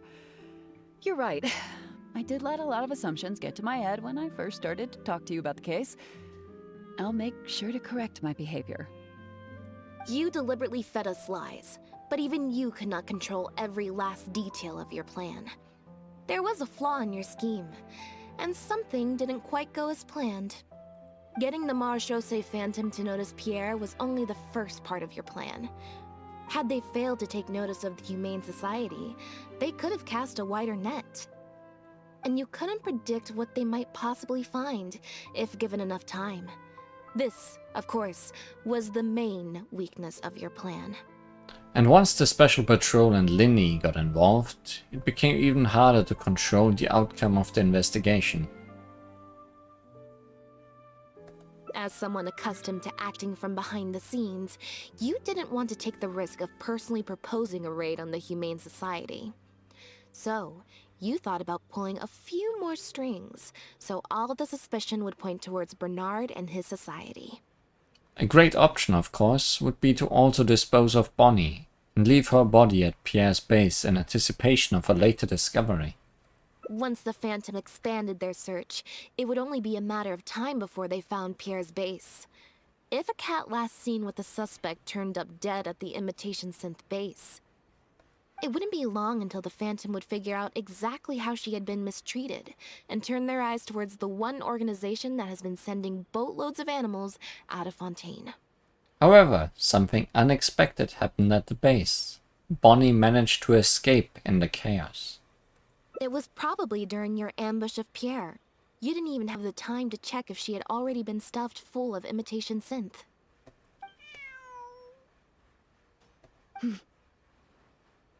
Still, you soon found another opportunity. Before long, Bonnie had made her way back into the city, and even popped up on the Steambird. Like Bernard, you desperately wanted to confirm the contents of her stomach, so you hurried to find us. Unlike Bernard, however, you were hoping that Pierre did have the time to make her swallow a load of imitation synth. While investigating the suspect's cat, we unexpectedly discovered that the suspect has been smuggling imitation synth using living animals as intermediaries. That was your plan, in any case. With that, you'd have been able to lead the investigation towards the Humane Society. But Bonnie was very lucky. And you were extremely unlucky. Bonnie had managed to escape before Pierre was able to stuff her full of imitation synth. That part of your plan could no longer be carried out. But as shrewd as you were, you came up with another plan right away. You manipulated the Traveler and I to help you identify Bernard as a key suspect. You knew Linny was investigating the case with Chef Rosé, and you also knew of Lynette's previous encounter with the Lefebvre family. You used the Lefebvre name as bait to get us to join your investigation. With 2 extra bodies around, the Special Patrol is sure to soon take note of the strange event of Bernard somehow having a reason to look for Pierre's cat. So, what you're saying is, I went to all that trouble just for the chance that you might put forth the suggestion that would lead you down the wrong path. Of course, you did far more than that. Just now at Lumidu's harbor, were you not the person who highlighted the suspicious activities of the Society? By showing us the port's travel logs. Ugh. You even highlighted the Society's activities during your compilation of the logs, so they'd be immediately visible to anyone examining the records. Moreover, the logs contained no records of the Port Authority's activities. In other words, your activities. And what are you trying to suggest with that? I am insinuating that you had plenty of opportunities to transfer the raw materials for imitation synth from the harbor to a boat, and then sail over to the meeting place full of floating barrels. Once Bernard had placed the animals in the barrels, you'd open the lids and also dump in the raw materials. As long as you did it before Pierre came for his pickup, there'd be no one the wiser. And that's how neither the trafficker nor the manufacturer knew there was a third person who supplied the raw materials, and surreptitiously operated between them. First, you got in touch with both parties and secured the raw materials. Then you instructed Bernard to prepare the floating barrels and the animals. After that, you slipped the raw materials into the barrels next to the animals, and requested that Pierre pick up the barrels and bring them back to his base. Pierre manufactured imitation synth using the raw materials you provided, stuffed the animals, and placed the animals back into the barrels. Having received the green light from you as Pierre, Bernard then retrieved his animals, and shipped them out of Fontaine once he had received enough for a full batch. This is the truth behind your smuggling ring. I can't believe it. I never put 2 and 2 together. You've sure got an extremely lively imagination. So what do you think she's going to say next?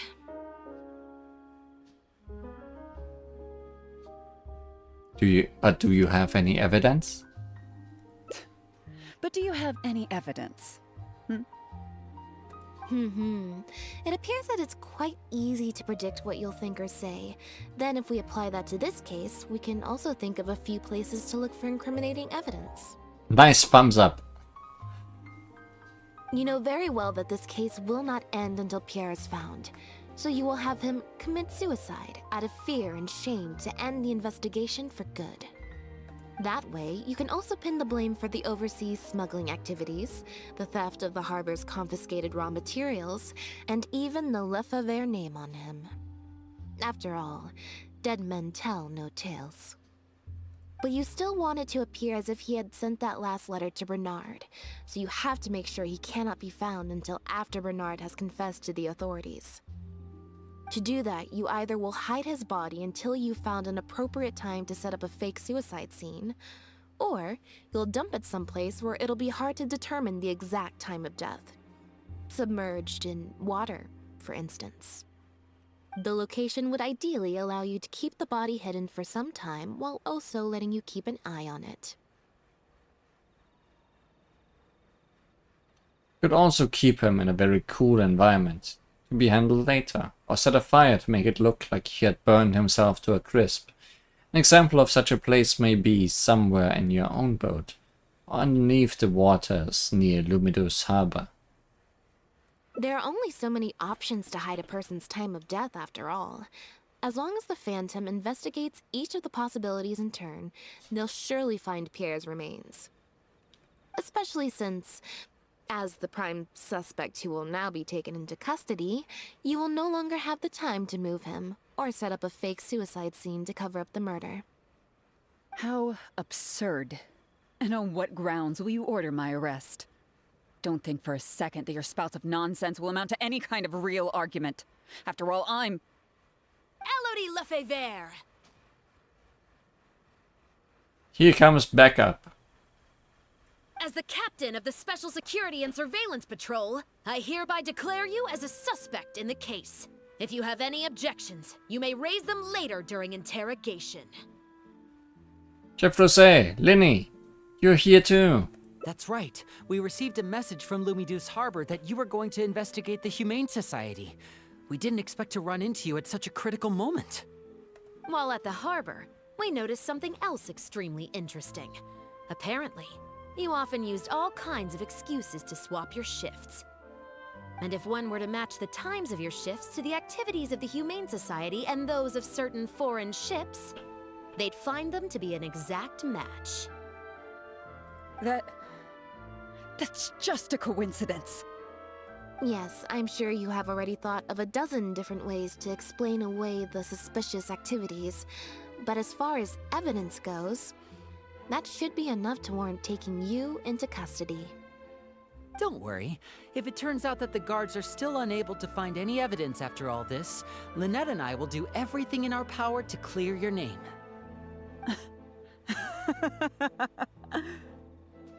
Although judging by her reaction, I assume no follow-up from us will be needed.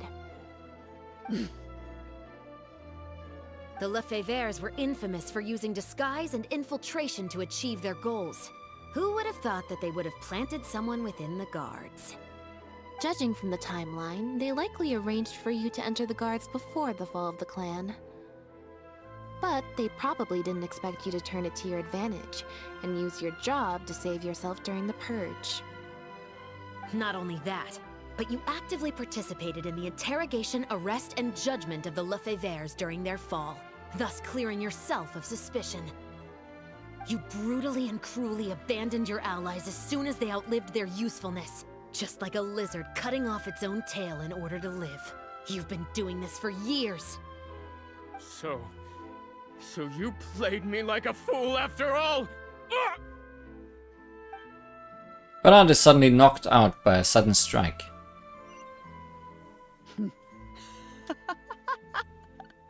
What was that word you used? Ally? You think that someone as foolish as him is worthy to call himself my ally? They were worthless scum, all of them. Not just Bernard and Pierre, but those Lefebvres too. They always just saw me as a tool. I lost all my chances of a normal life just because I was born into their lot. Not only that, but because they wanted me to become an undercover agent, they stripped me of my name, too. I had to live in constant fear of them while they were alive. And even once they were gone, I had to continue to bury my heritage and my name. Always worrying that their enemies would come knocking at the door. Do you know anything about what I've been through over all these years? My life as the last Lefebvre?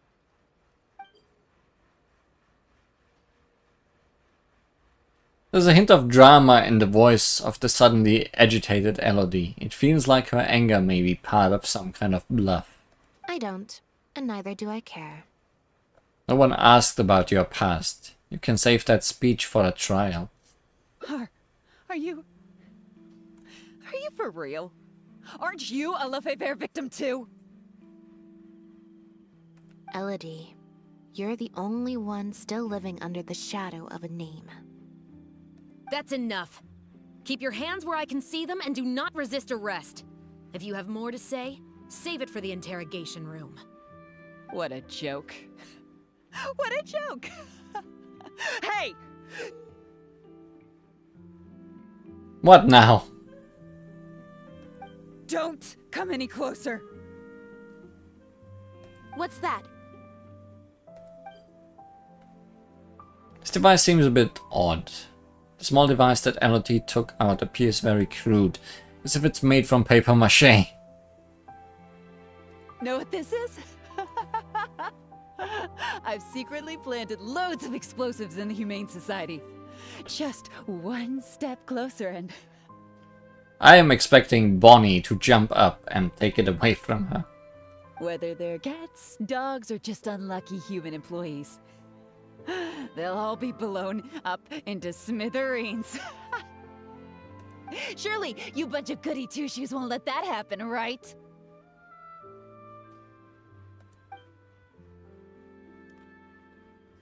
Oh boy.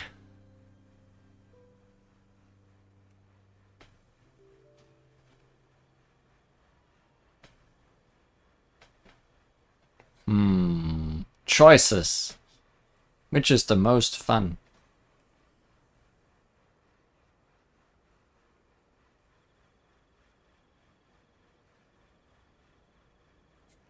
Let's try to convince you. Not the easiest one.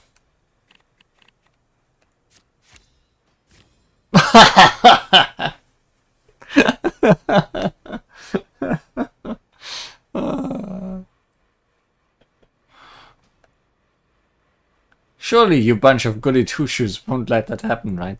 Whoa, just calm down for a minute here. That's enough! I have nothing left to say to any of you! Gardamex, get him! Not good. She's trying to escape. We need to end this fight as soon as possible. Terrified! Over here! Be amazed! Surprise! Yeah! Yeah! Busted so quickly, huh? Good thing I've already bought enough time to escape. I don't think you did. As Elodie begins to believe that she may have finally made it, a cat happens.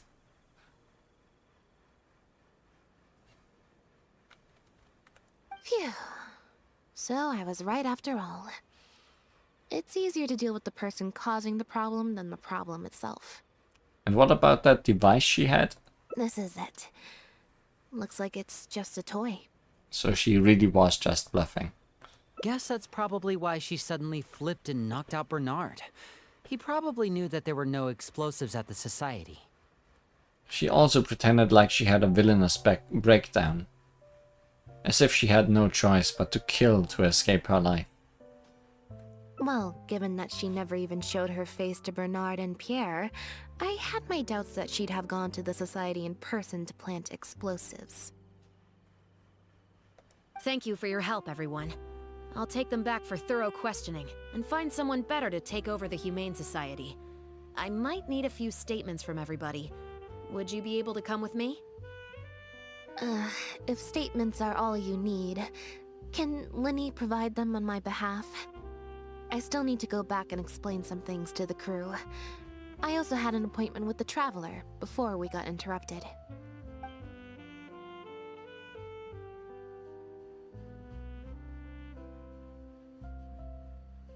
That's the correct choice. But what did she say again?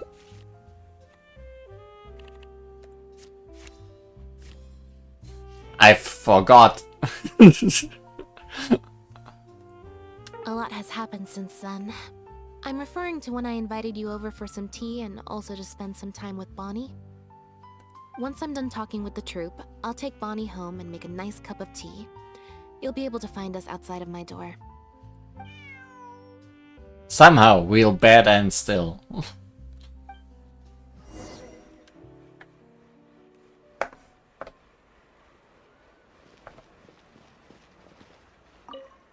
You can leave the rest of this to me. The other guards will be joining me shortly. Don't worry, they won't have another chance to escape. There's still a few things I'm curious about. How did Elodie get her hands on the raw materials? The materials have many other regular uses outside of being used to make imitation synth, so they're not immediately subject to being confiscated or destroyed. The harbor would usually just seize them for some time while the customs paperwork is filled out and approved. If approved, they'd be let through, and if not, they'd be returned to sender. Elodie probably used her position to replace a portion of the shipment with something else before sending the whole shipment back to sender. Given that the foreign merchants who sent in the shipments were probably working with her in the first place, they likely just never reported the difference in what they sent and what they received. We will, of course, continue to investigate the rest of the details of this case. Now that we've caught Elodie, figuring out the whole scheme should just be a matter of time.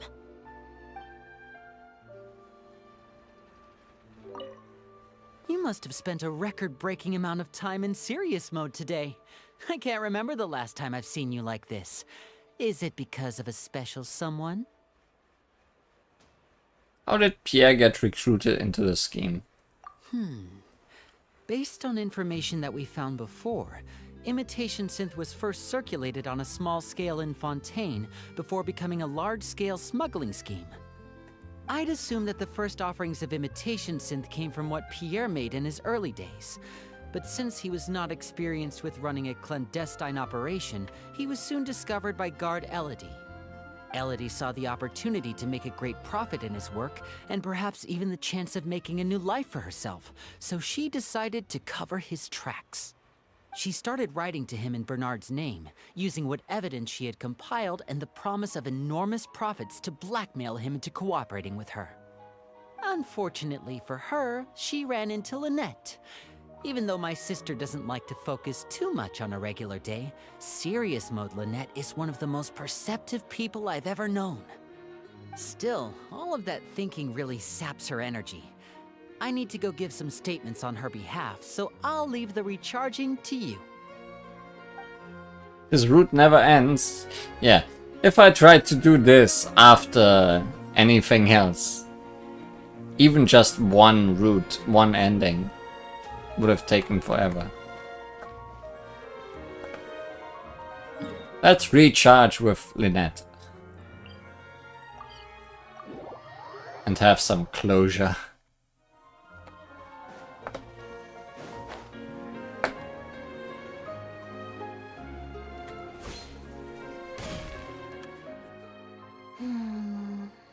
Black tea and a cute kitty. Truly the best combo for standby mode. Want some? A cute kitty, please.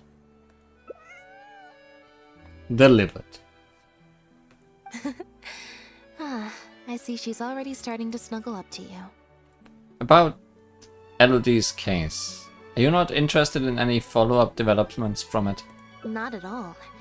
Information is indeed very important, but if you were to try to collect every piece of information you come across, your efficiency would actually decrease. Plus, if you just think about it, what sounds more fun? Writing a statement or enjoying a tea party? A cute kitty. Great answer.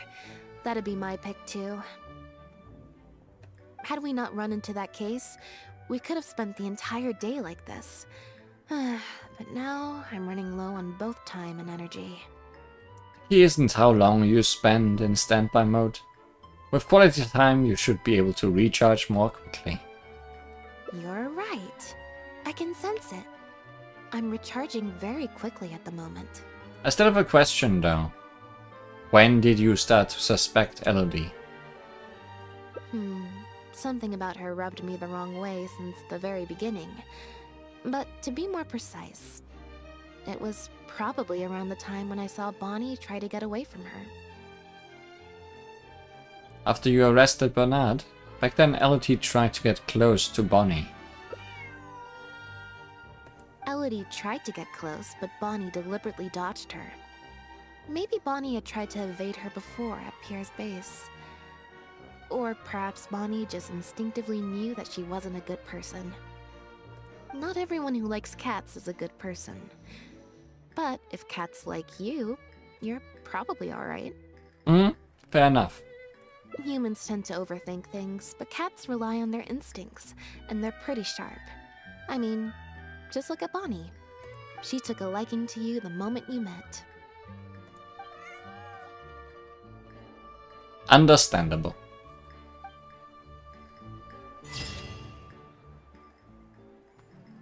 Adventures, investigators, and cats. Your story has come to an end for now.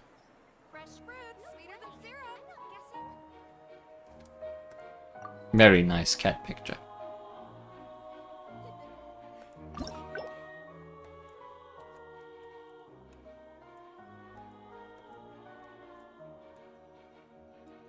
Cat is indeed very small on that picture compared to the model. Now, can we get this one before we do the other branch? Let's see what that decision was.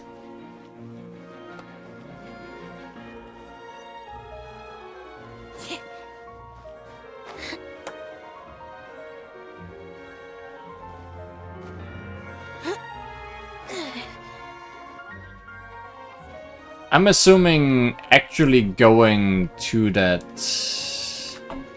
place she doesn't want to go is the longer half.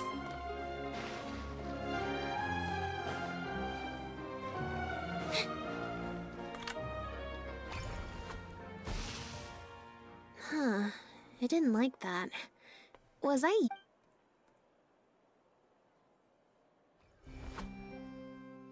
Clearly, there's some design flaws to iron out. I'll have to let Fremine know. Let's see... Which card did I get? 4. Okay, this 4 is not Well, random. the cards fell on... If you want to get the right answer... So, to put it another way, if picking... Or... Why don't you pick a card? Since I ran into you here, that means... our fates are, like, interfering with each other. Alright, I'll pick another card for you. Thank you. This one is final, I promise. That choice was not the choice. Here, take the Fateometer. If it's 5 or above, that means fate successfully changed. Anything lower than 5 is a fail. Also, if you have your own thoughts about what I should do, feel free. Okay, so that's the 3 things. So how about you do neither? Huh? If it was that urgent, someone would have come looking by now. That applies both to your troop and Bonnie's owner. What you're saying is, since nobody's come looking, I can just keep hanging out with Bonnie for a bit longer? Is that really okay? Persuasion. Well, Bonnie sure seems to like that idea.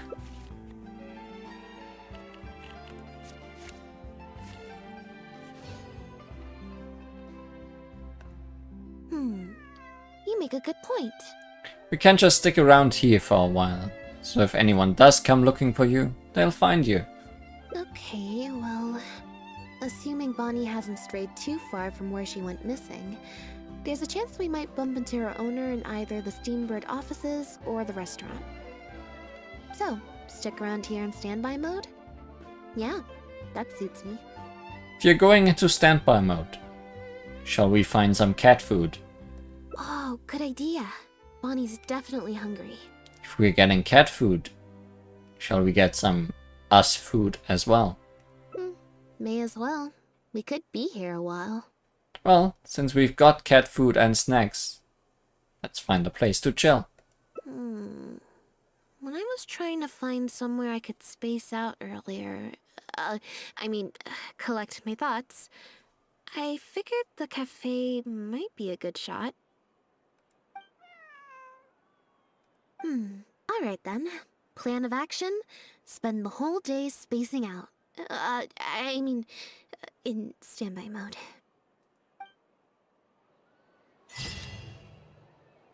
Speedrun! Standby mode. Doing nothing is the happiest thing. Thanks for the speedrun. Entering standby mode. I hope nobody disturbs me.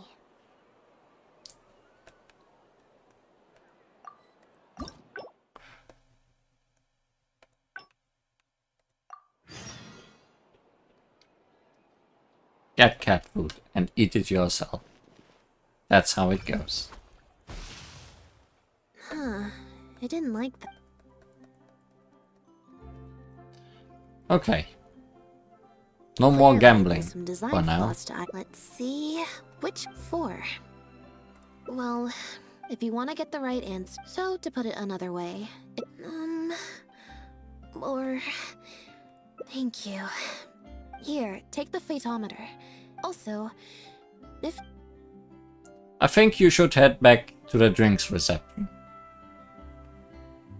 I think it would be difficult to get this from the photometer anyways. back to the drinks reception. I mean, clearly you don't want to go. You could just... Nope, I said it was your decision. I'm not gonna waste any more energy dragging my feet. Besides, the drinks reception is technically part of the job as an official publicity event. So, if I bail on it, You'll feel guilty inside? I might get sued for breach of contract, and that would be a huge pain in the butt. One other thing. Do you want to come with me? If you're free, I mean. Sure, then you'll have at least one friend there. Hopefully, that will make it more bearable. Thanks.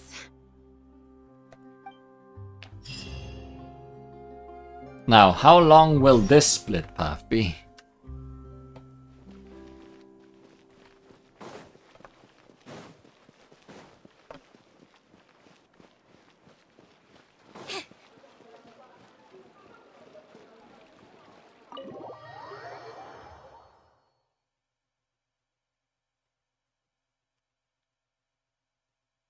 There you are, Lynette!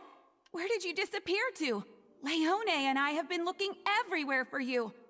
Wait, where did you get the cat? I'm not a cat. Also, are you twins? Oh, that cat. I found her outside. Do either of you happen to recognize her? I don't think so. Could belong to one of the guests, I suppose. You have a lisp. Fair enough. It was a long shot. So sorry we couldn't help you, Lynette. Don't worry. We'll ask around for you. Leone's probably just being forgetful. Maybe you could leave her with us. We'll take her to the reception desk and see if they know anything. And if not, we'll just keep looking. Sure.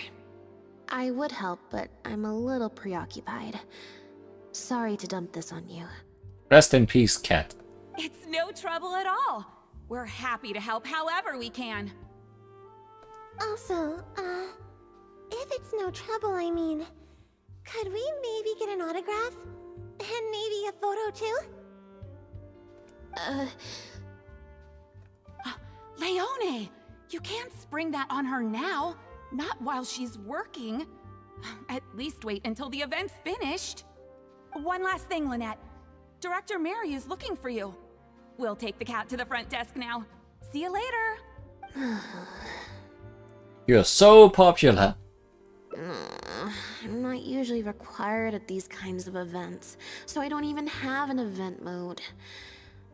Alright, guess I better go see the director. Maybe you need an upgrade.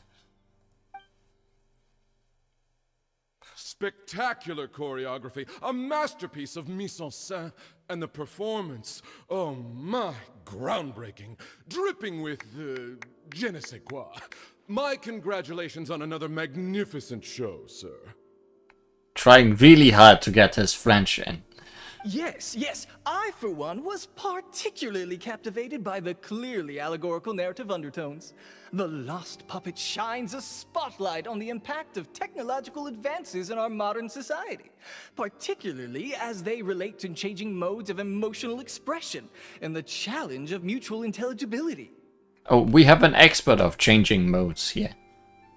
Such a pioneering work, so far ahead of its time.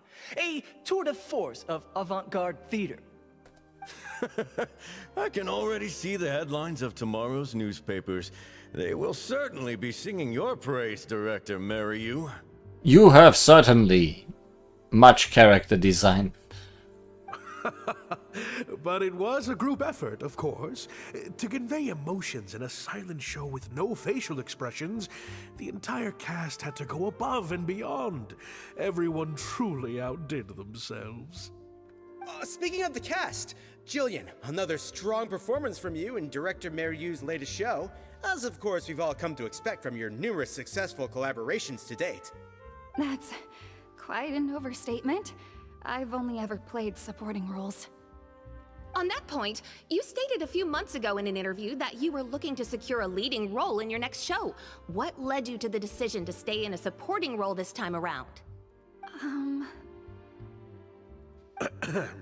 We had a discussion about this, and while Lynette hadn't previously performed in an acting role, we were blown away by her talent, and she was a perfect fit for this character.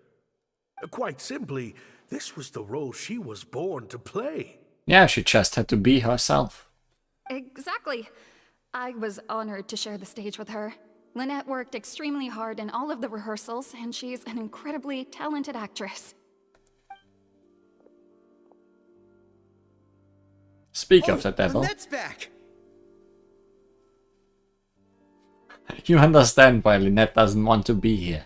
Yeah, I also would not want to be with these people.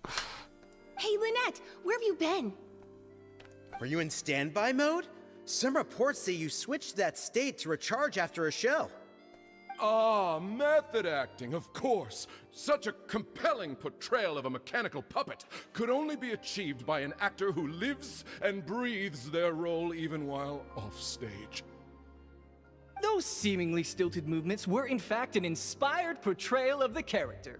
The ostensibly bad acting, in reality, was the product of supreme acting skill. I think that's not a compliment. Oh, I went outside and there was this cat there, so I played with the cat for a bit. Thanks, Lynette. A cat? We've long heard that you are a kind soul, as well as an incredible actress. No wonder your debut performance has garnered such popularity. This show looks on track to break box office records for avant-garde theater. Lynette, any words for the fans? Not really, no. I believe Lynette is trying to say that the act of performance itself is the actor's true means of connecting with their fans. I feel like I want to punch every person in here. Oh, I see. Lynette, any comments? No, not really. Right, exactly. But don't you want the fans to know how you're feeling right now, after the hugely successful opening of your first ever show? That's true. I'm sure the fans would love to learn a bit more about you too. How interesting. Observe Lynette to see how she's doing. I don't think I need insight for that. Lynette's voice was so deadpan during the interview. She sounded like an auto-reply bot. I'm sure the fans would love to learn a bit more about you too. How interesting. Observe Lynette to see how she's doing. I don't think I need insight for that. Lynette's voice was so deadpan during the interview. She sounded like an auto-reply bot. Hold on, Lynette has only just finished performing. She needs to recharge. Oh, really? I'm so sorry. How rude of me. Also, who are you, Miss Traveler? Huh? Wait, you're the traveler who's been in the news. Did you come to see the show? Oh, too bad. I'm popular too. This is only getting worse. Wow, are you a fan of Lynette too? Do you have any comments on her first performance? You and Lynette struggle to keep up as you are both inundated with questions. Are you alright? Yeah, it's just... Turns out, even with you here to share the load, I can't cope with this stuff, even in Tea Party mode. Tea Party mode? It's a power-saving mode for participating in conversation at tea parties.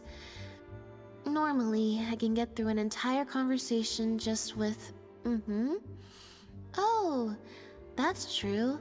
And how interesting. It's a very useful way to get through conversations. I like using that mode too. But at a tea party, I'm not normally subjected to a constant stream of questions. The energy consumption of that interview just now was 3 times as much as the average tea party. It's a big adjustment. Give it some time. Maybe after a few more interviews you'll get used to it. I think I'd rather pray that I never have to do it again. That's also a good idea. Lynette, Director Mariu would like you to join the group photo to commemorate the successful opening of the show. A group photo? It's just the members of the troupe, along with Maloney and Corentin. Everyone's waiting for you. Alright then. See you in a minute. Ending photo go. 3, 2, 1, smile. I expect no smiles. My thanks to each and every one of you here for your help in making The Lost Puppet a success. The group photo is already being printed as I speak. You can collect your copy from the first floor after the drinks reception concludes. May it serve as a reminder of this fabulous performance every time you see it. Mariu! Get over here. Let's have another drink. There's a few things I need you to glance over for me. Wait, that means the reception still isn't over. I thought the group photo was the final hurdle. Well, at least there's no more people hounding me with questions. I just need to find somewhere to switch to standby mode, and the time will fly by. I hope.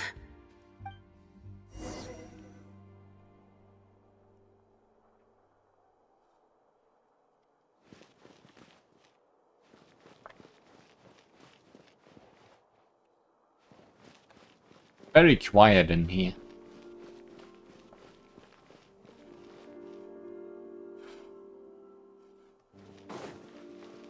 Ah.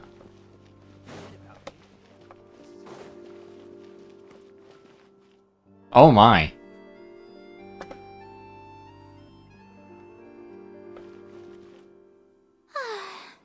Hotel de Bour's Ile Flottante is as wonderfully sweet as ever.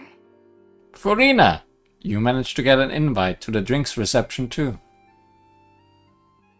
Traveler? Lynette? Oh, wait, hold on.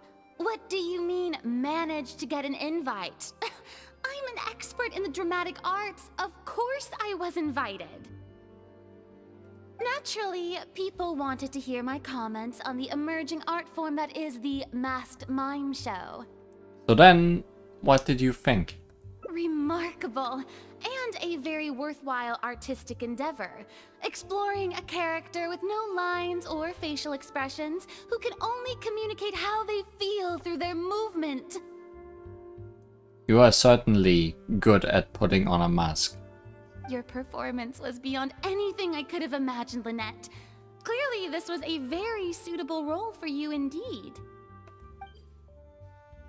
You seem to hear sound. If you listen closely, you can hear some small noise coming from the back corner. Huh? Is something wrong? No, it's nothing. Please go on. Oh, basically, I think I'd give it a positive review overall. Just not as gushing as the crowd downstairs. So, you thought they were pretty over the top too? In fairness, it's normal to bring along some vocal supporters for publicity when a new show opens, but still, this was something else. Then again, I'm no specialist in avant-garde theater. Maybe I'm just not well acquainted with their review criteria. Or maybe it's because I came to the show with some preconceived expectations. I did happen to see the original draft of Mariu's script a while back. What original draft? Oh? He didn't show it to you? It must have been a few months ago. He came to me to get some advice from an experienced performer's perspective, and then asked if I could write a few reviews of his new play. I had a lot on my plate at the time, so I had to turn him down. I only skimmed a few sections, but they seemed quite different from the final version. I can't say I remember the plot, but... I assume it was written for a different main actor. I don't know. The protagonist just seemed more complex, I guess. Especially in the last two scenes. Still a mechanical puppet on the outside, of course, but she seemed to have more emotional depth on the inside. Emotional depth? Oh, I'm just thinking aloud here. Don't take it to heart. Besides, a script and a play are two very different beasts. There are so many fine details to consider when turning a story into a stage production. More than most people could imagine. Especially with a novel art form like a masked mime show. I'm sure Mariu had his reasons for the changes he made. Change of topic. I see you've escaped the crowds to seek refuge on the second floor. Fame can be overwhelming at first, can't it? Perhaps you'd benefit from hearing about the experiences of a veteran celebrity such as myself. No thanks, I'm good. Pretty sure this will be my first and last time in this situation. Hey, at least let me finish. I have top tips on dealing with belligerent reporters, slipping away to hunt down snacks during the intermission. Tell me everything. Especially about snacks. First, take a seat, mon ami.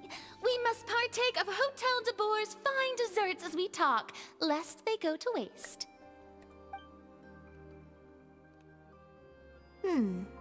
That was very educational. And tasty.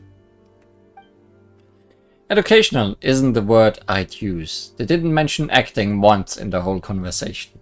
And I think that is exactly why Lynette stuck around. I expect most of the people downstairs have left by now. Time to grab my copy of the group photo and get home.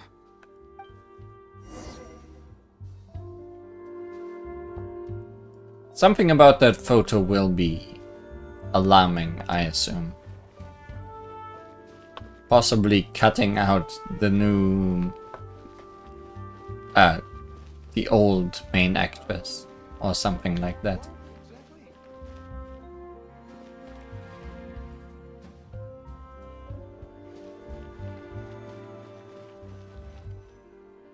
The photo must be in this envelope right here.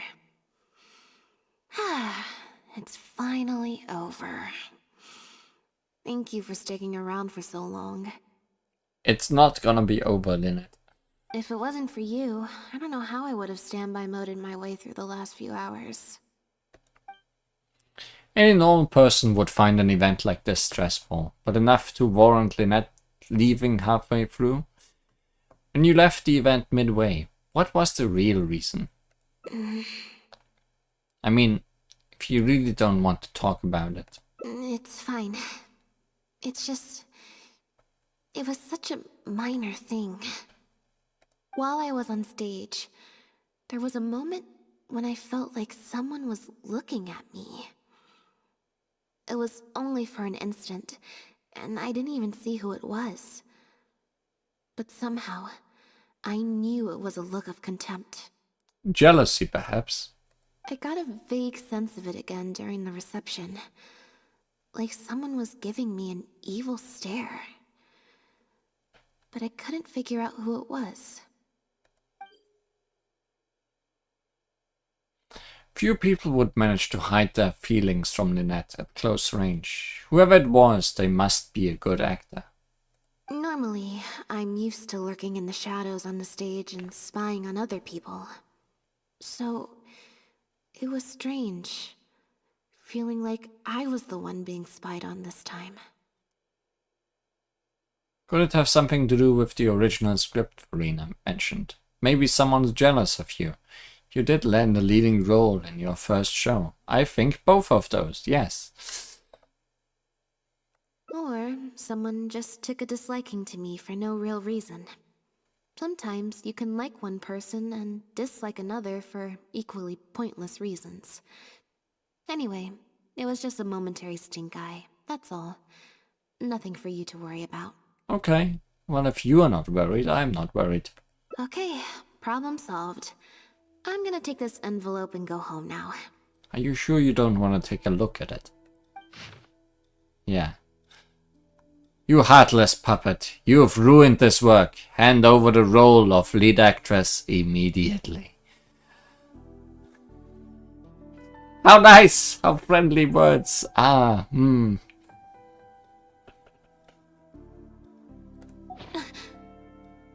What? It's a threat letter. You have destroyed this work of art. Step down from the leading role at once. Based on the tone, I'd say threat letter is right. This is far more serious than a momentary stink eye. We need to get to the bottom of it. Let's examine the matter to see if there's anything amiss. Or think back to what was happening on the first floor. Let's think back, because I can think back. There were a lot of people downstairs at the time, and one of them could have slipped the letter into the envelope. All the envelopes were left on a table on the first floor, but nobody was tasked with watching them. I could ask reception, but it's unlikely they saw anything. You suspect that dog from the previous story. Why not? Examine the letter to see if there's anything amiss. The unsealed envelope contains the group photo, the threat letter, and some photographs of Lynette from during the show. This was definitely meant for her. The letter demands that Lynette step down from the leading role, but stops short of saying what will happen if she doesn't. Neither of us recognize the handwriting. It's messy, perhaps to cover their tracks, or maybe this person just has messy handwriting. Why would it be Farina? No, it's definitely the blonde actress that didn't get the role.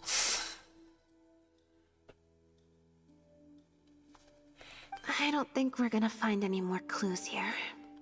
Shall we ask Marier what he makes of "you have destroyed this work of art"? Yes, let's. Whatever destroyed means, it could have something to do with the original script that Farina mentioned. Also, I'm gonna have to ask you to stick around a while longer. Nope, my route's done. My job is done. Farina, because she lost her Archon role in part because of Lynette. I don't think she's mad about it.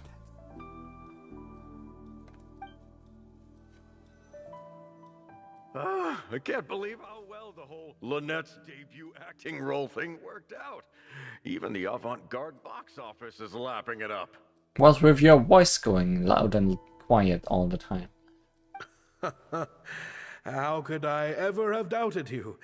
If you hadn't stuck to your guns and kept sending those invitations, this opportunity would have passed us by.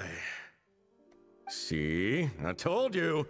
All the time she'd refused in the past were all the more reason to keep inviting her, because it turns into a big talking point. Can you imagine if you'd gone with Jillian? You'd have been lucky to get half the ticket sales you've ended up with. True. Well, Jillian still needs to get a few more productions under her belt. So, okay. It could be Jillian herself, but it could also have been someone feeling bad for Jillian and trying to be a hero for her.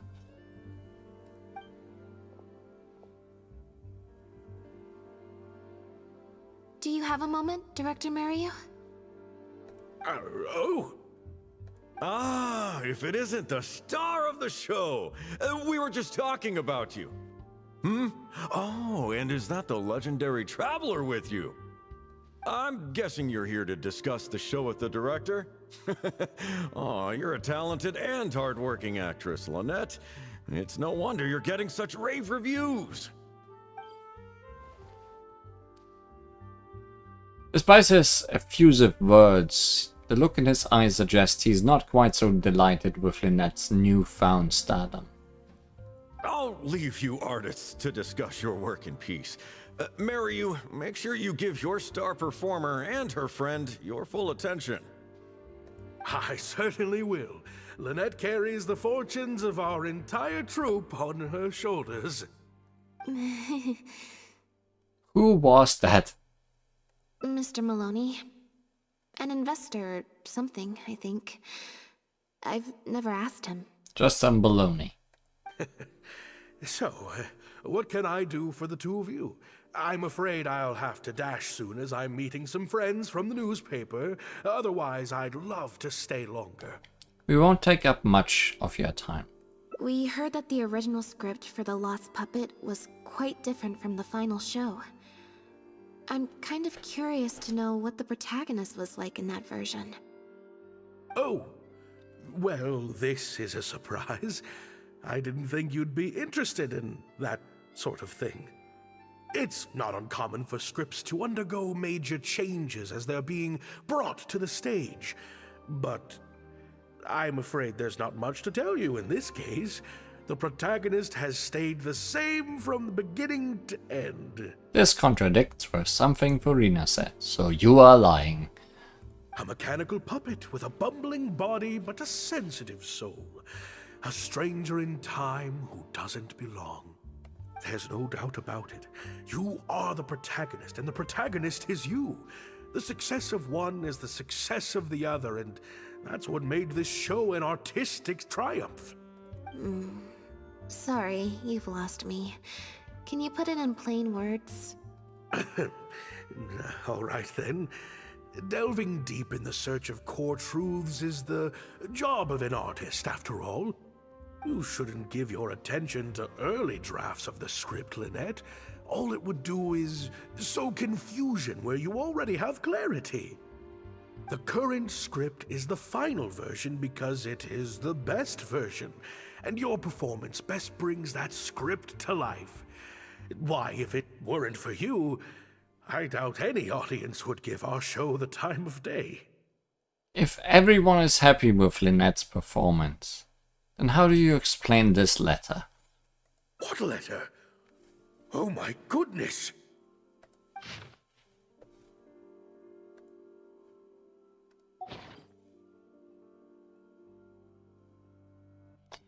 Mario's expression is hard to read, but the surprise seems genuine. So he didn't write it, is what you're saying. Destroyed this work of art? Really? Well, Director Mario, any idea who might have written it? Who wrote the original script? No.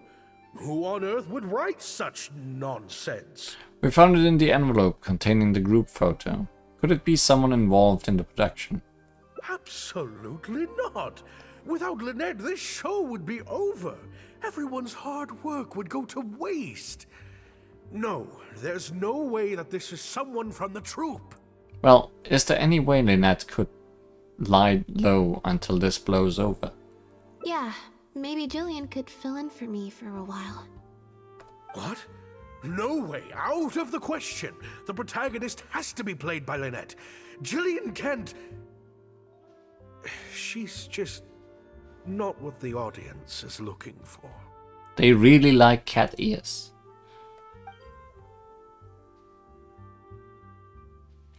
Mario's eyes are darting around, and he's lowering his voice. Huh?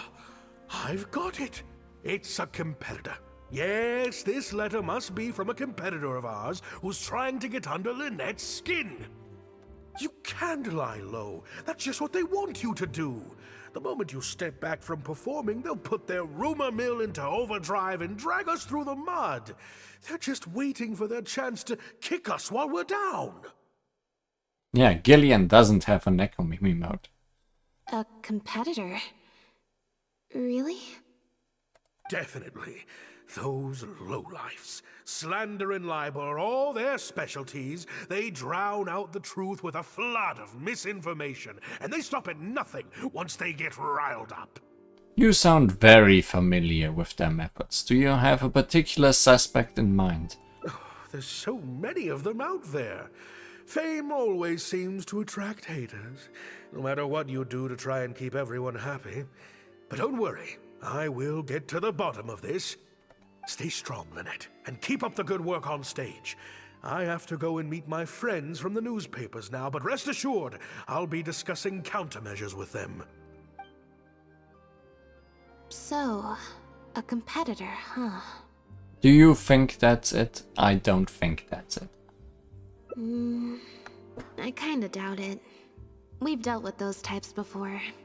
Usually their goal is to steal our venue for their own show, or to cover up a scandal by planting a story to divert public attention.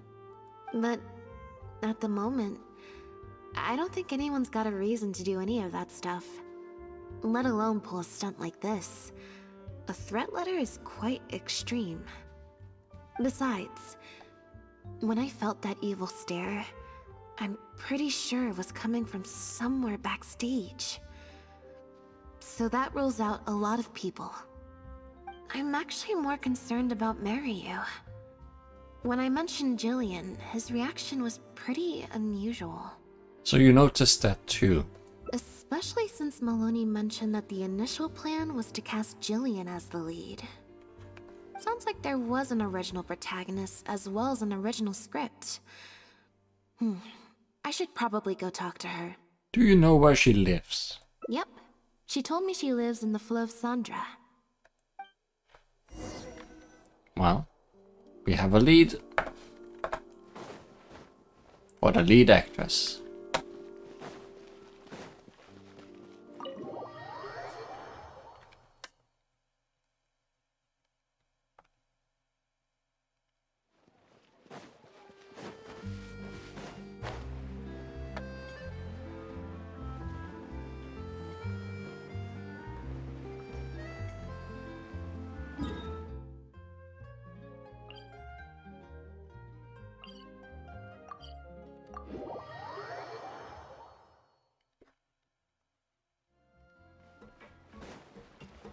She doesn't look like a person that would live down here, but I guess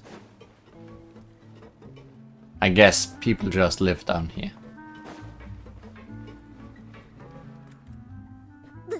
Lynette? What are you doing? You're not welcome here. I've been to the Fleuve Sandra plenty of times before. This is the first I'm hearing about me not being welcome. Things are different around here. You might be used to a crowd of bootlicking morons fawning over you wherever you go, but not down here. We know what you are. You are a cat. Bootlicking morons? She got a bone to pick with you, I guess. I don't know. I've never met this kid before. Gina, stop that!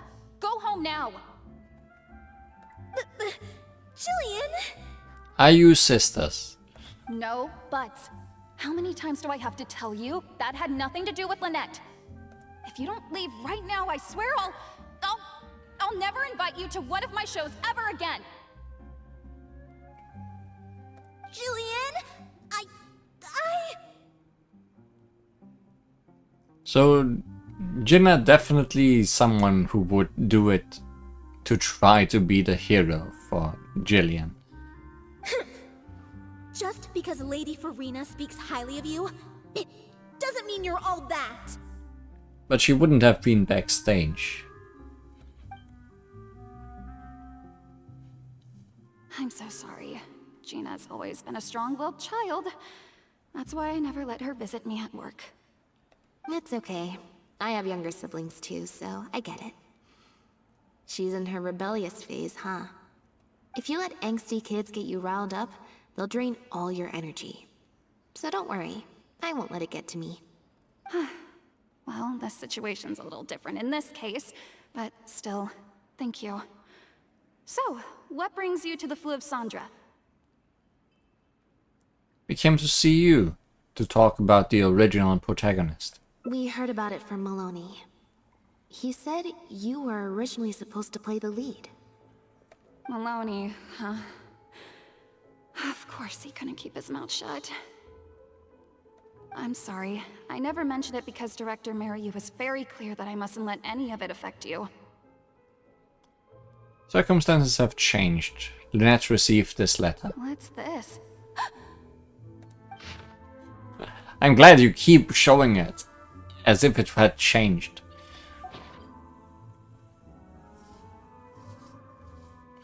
On Gillian's face, there's panic and doubt. The sender thinks that Lynette has destroyed the show. Could it have anything to do with the original script and protagonist? So it wasn't her either. I don't know, who would do something like this? Don't be scared, Jillian. Just tell us what you know. Okay, I'll try. It's true. I was originally cast as the lead in The Lost Puppet. I've worked with director Mariyu many times before, but only in minor roles. The audiences and critics never had much to say about me. Nothing terrible, but nothing amazing either. She's an actor, so who knows? You are correct. She might be a very good actor. A few months ago, Mariyu started working on a new show, so I plucked up the courage to ask him if I could take the leading role. He was hesitant, but he agreed to let me try for the part. We did a few rehearsals, everything seemed to be going okay, but then... There's been a change of plan, Jillian. The leading role will now be played by Lynette. Lynette? But she always turns these things down, doesn't she? And that's why we cannot afford to waste this opportunity. Jillian, I understand how you must be feeling. But Maloney and myself have to do what's best for the production as a whole. Next time, the lead will be yours. I promise. I was incredibly disappointed at first, but I also know full well that I don't have Lynette's star power. Without Lynette, how could we ever convince people to pay money to go and see a masked mime show? And if the show was a flop with me in the leading role, how would I answer to the director and the rest of the cast? Then, I got to meet you on stage and found that you're really down to earth, in a way that not many celebrities are. You were kind to everyone, and your performance wasn't bad. Whatever disappointment I had left at that point, I certainly wasn't about to take it out on you. By wasn't bad, you mean it wasn't great either. So, I'm guessing Mariyu changed the script to simplify the protagonist, make her a dumbed-down version of the mechanical puppet that I could actually play. He did make some changes to the script, yes. How do we get our hands on the original draft? Who currently has it? Jaik, one of the other actors. He likes to collect Dr. Mariyu's old drafts because he hopes to be a director himself one day. He also lives nearby. I can arrange for you to meet him at the tavern. Yes. Makes sense. I always see him talking to Mariyu. Alright, see you at the tavern then.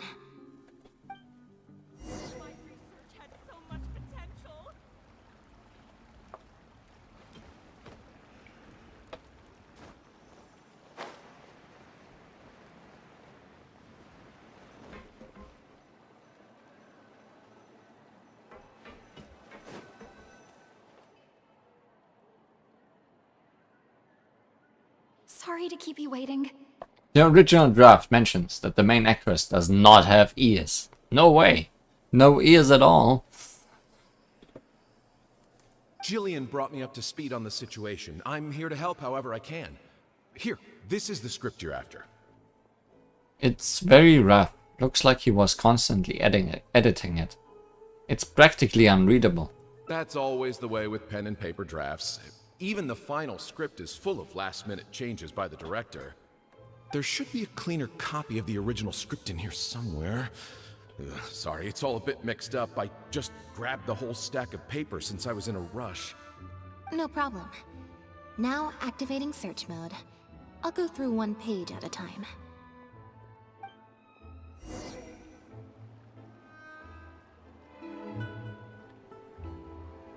Investigation notes. Investigate original script. Investigate official script. Activate search mode and investigate the documents.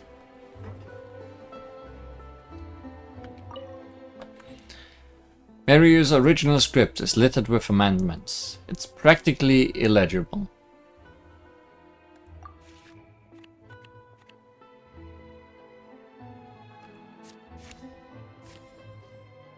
Did that right.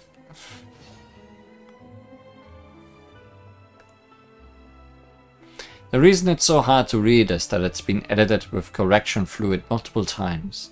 I'd estimate that each line was rewritten at least 3 times. Looks like Mario wasn't happy with his edits.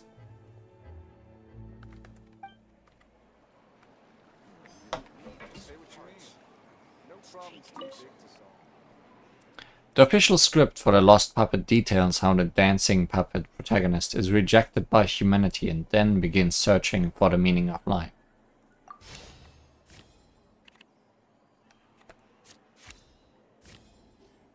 That's not enough.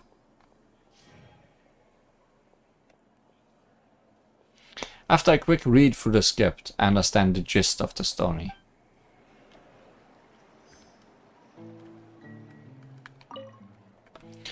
Let's see what differences there are between the current version of The Lost Puppet and the original script.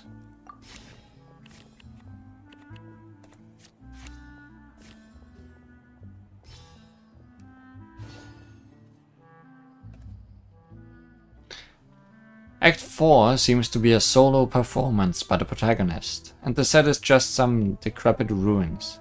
There's a note saying, this will focus the audience's attention on the solo performer.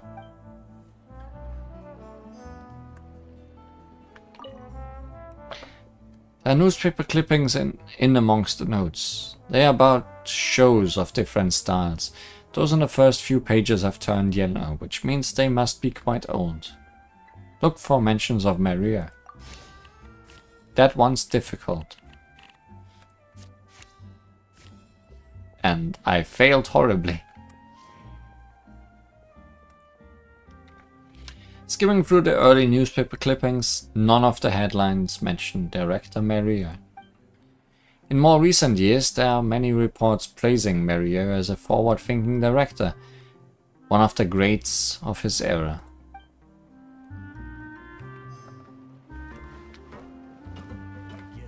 Investigate old drafts. These scripts seem to be Mariux's old works. Some photographs of the live performances are attached.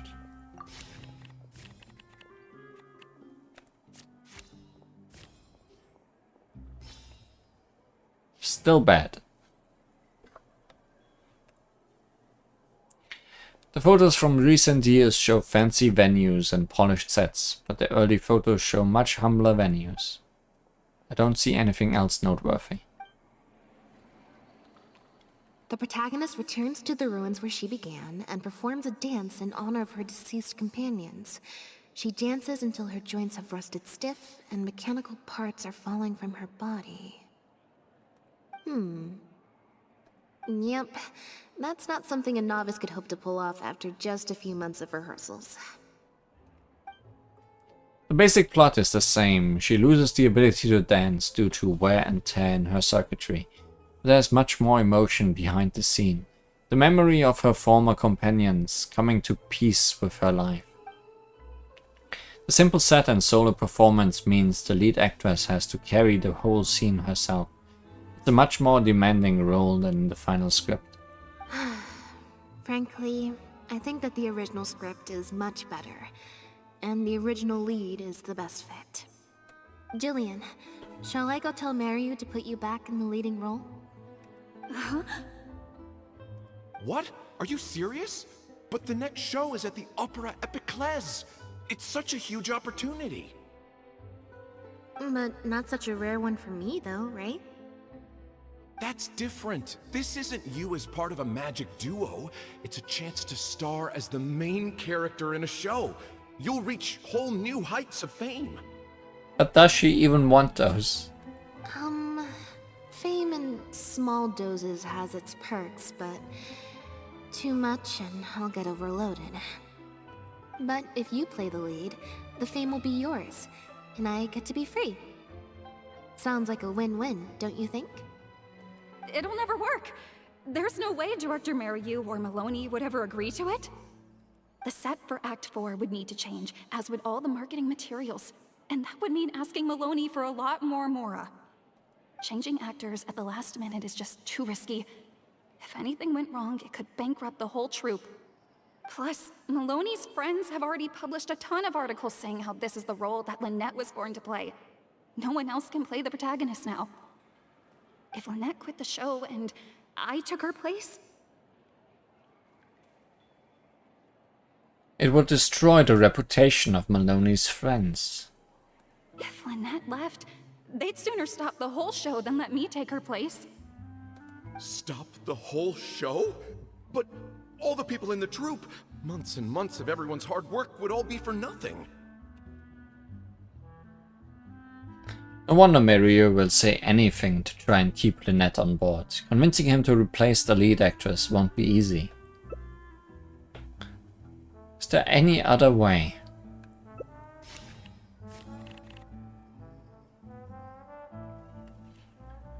So we got some points for getting 2 of them right, I guess.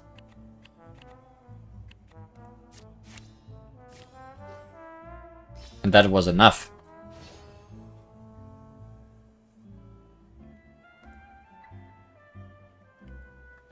Judging from those documents, Mariu's true intention seems to be... I have an idea. You do? What is it? All we need to do is... this. That's a bold plan. I'm in. Mystery plan. You know, it's a little crazy, but it might actually work. No way. It's not worth taking such a huge risk just for a chance to be in the spotlight. Jillian, you said before, whatever disappointment I had left, I wasn't about to take out on you. In other words, that disappointment is still there, but you've kept it bottled up inside.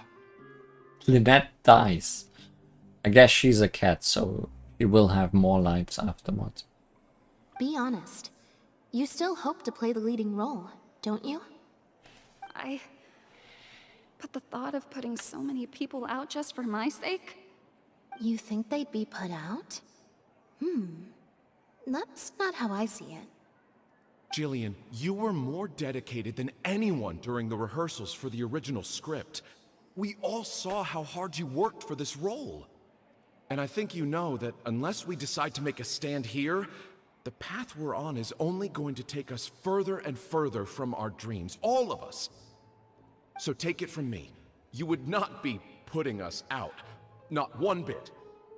Whether the plan succeeds is up to you. No pressure though. You guys... Okay. Let's do it. I will play my part. You are an actress after all. Yes! I knew you'd come around. All right, I'll let the rest of the troupe know and we'll start preparing immediately. Wonderful. This solves everything. Does it though? Letting everyone know seems risky. Wait, but what about the threat letter? Do you have any idea who sent it? As long as we stick to the plan, I'll give up the lead role, so it won't matter anymore, right? But surely you want to know who it's from. If they're out there and no one's keeping an eye on them, what if they come looking for you? I doubt they will. It's supposed to be a threat, but they didn't even say what would happen if I don't meet their demands. Plus, the handwriting is kinda childish. Doesn't look like a professional intimidator to me. Who knows? Maybe it was just a fan of yours having a moment. A fan? Of me? Maybe there's someone out there who really appreciates your talent. Even in the supporting roles. Could the letter be from one of Gillian's fans, like the one we met just now?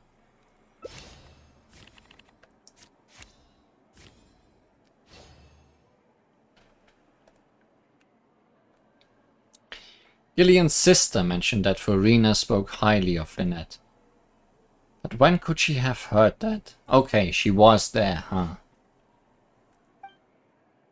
It's getting late. We should be leaving. Huh, so suddenly. Come on.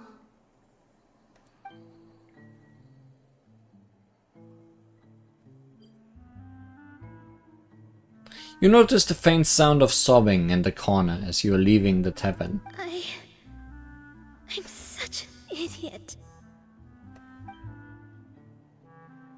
Sorry for manhandling you.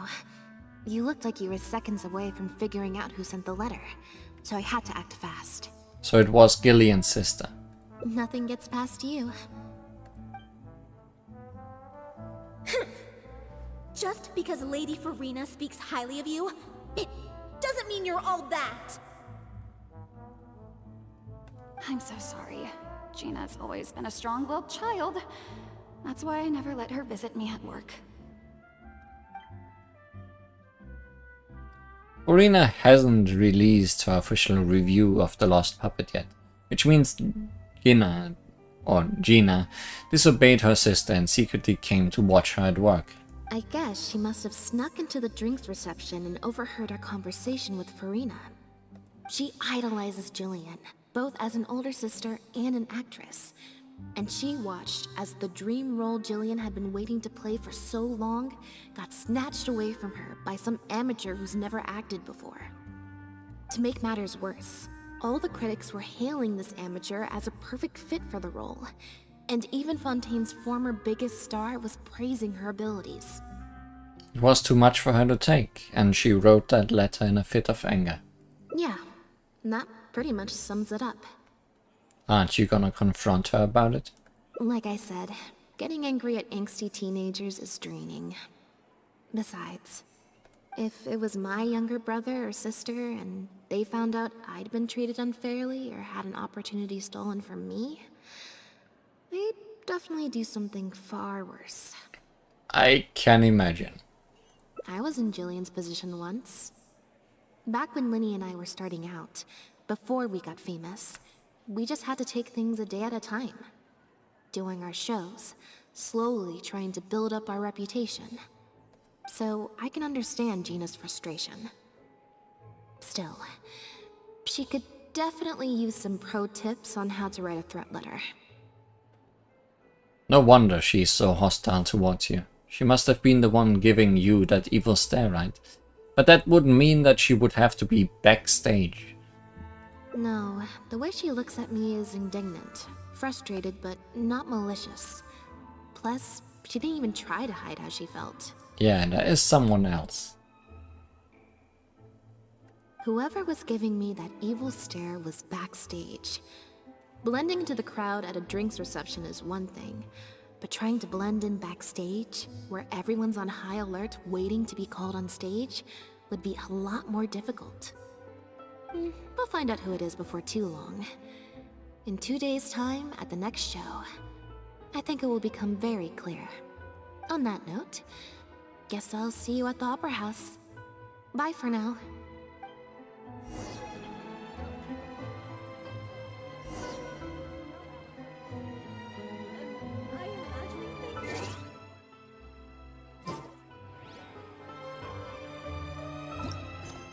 Mask.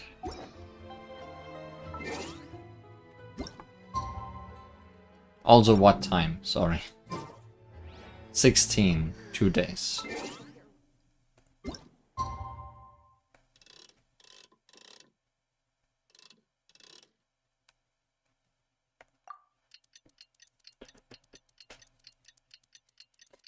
The letter lacked a dead cat in it.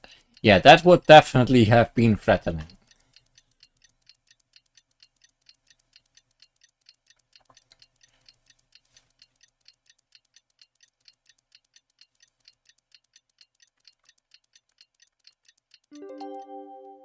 That would have been something beyond a little sister being jealous for her big sister.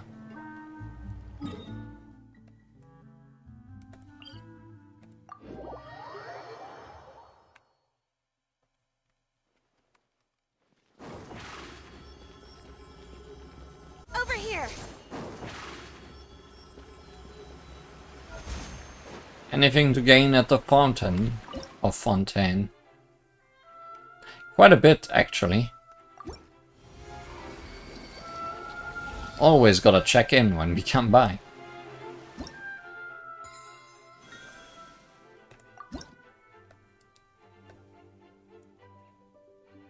A key. Always good. Seems Linny is saying some strange things again. And then we were full on that stuff again. I hate it.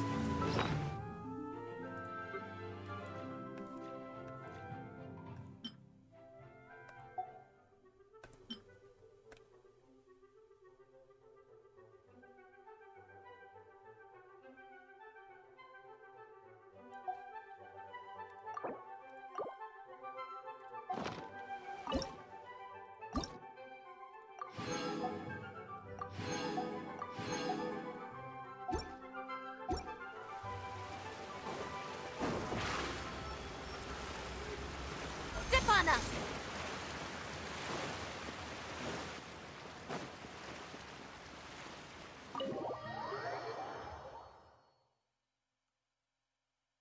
I've gained the lack of space. I wish that was something I wouldn't have to deal with. Oh, you're here. Lynette and Jillian are busy getting ready, so please come with me. The curtain opens and the show begins. Act 1, in the ruins. That puppet in the middle, is that Lynette? She's so pretty. It's starting. Keep your voice down. The protagonist, a dancer, has been abandoned in some ruins. He suspects it's because of a health condition with her legs, which has affected her ability to dance. But then she finds the other abandoned puppets who look just like her.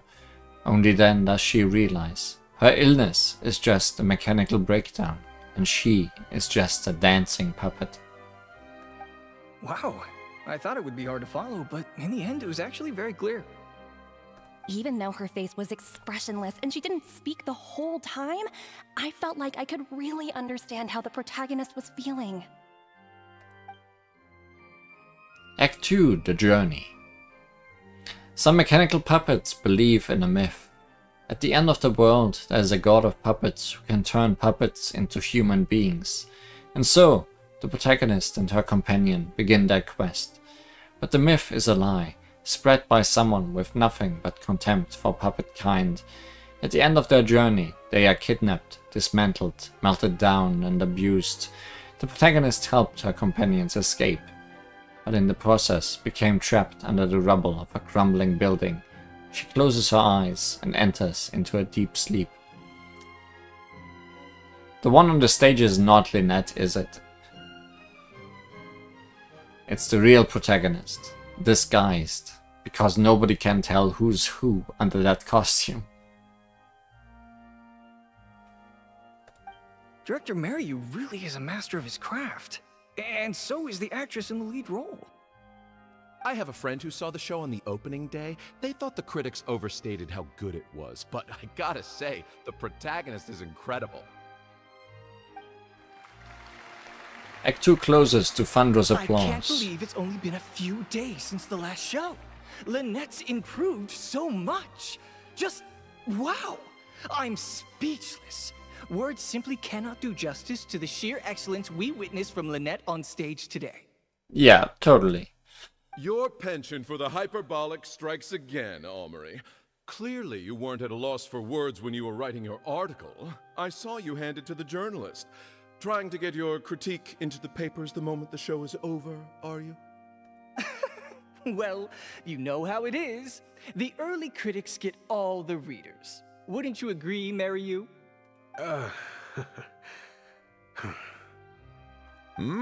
What's the matter? Cat got your tongue? The first half was a huge success. Even I could tell the acting was top tier. My apologies, Mr. Maloney.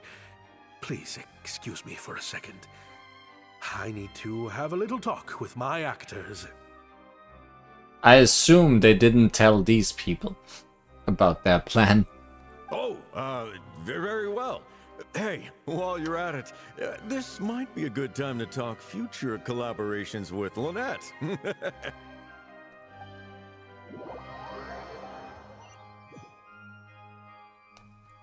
Are you guys sure this is gonna work?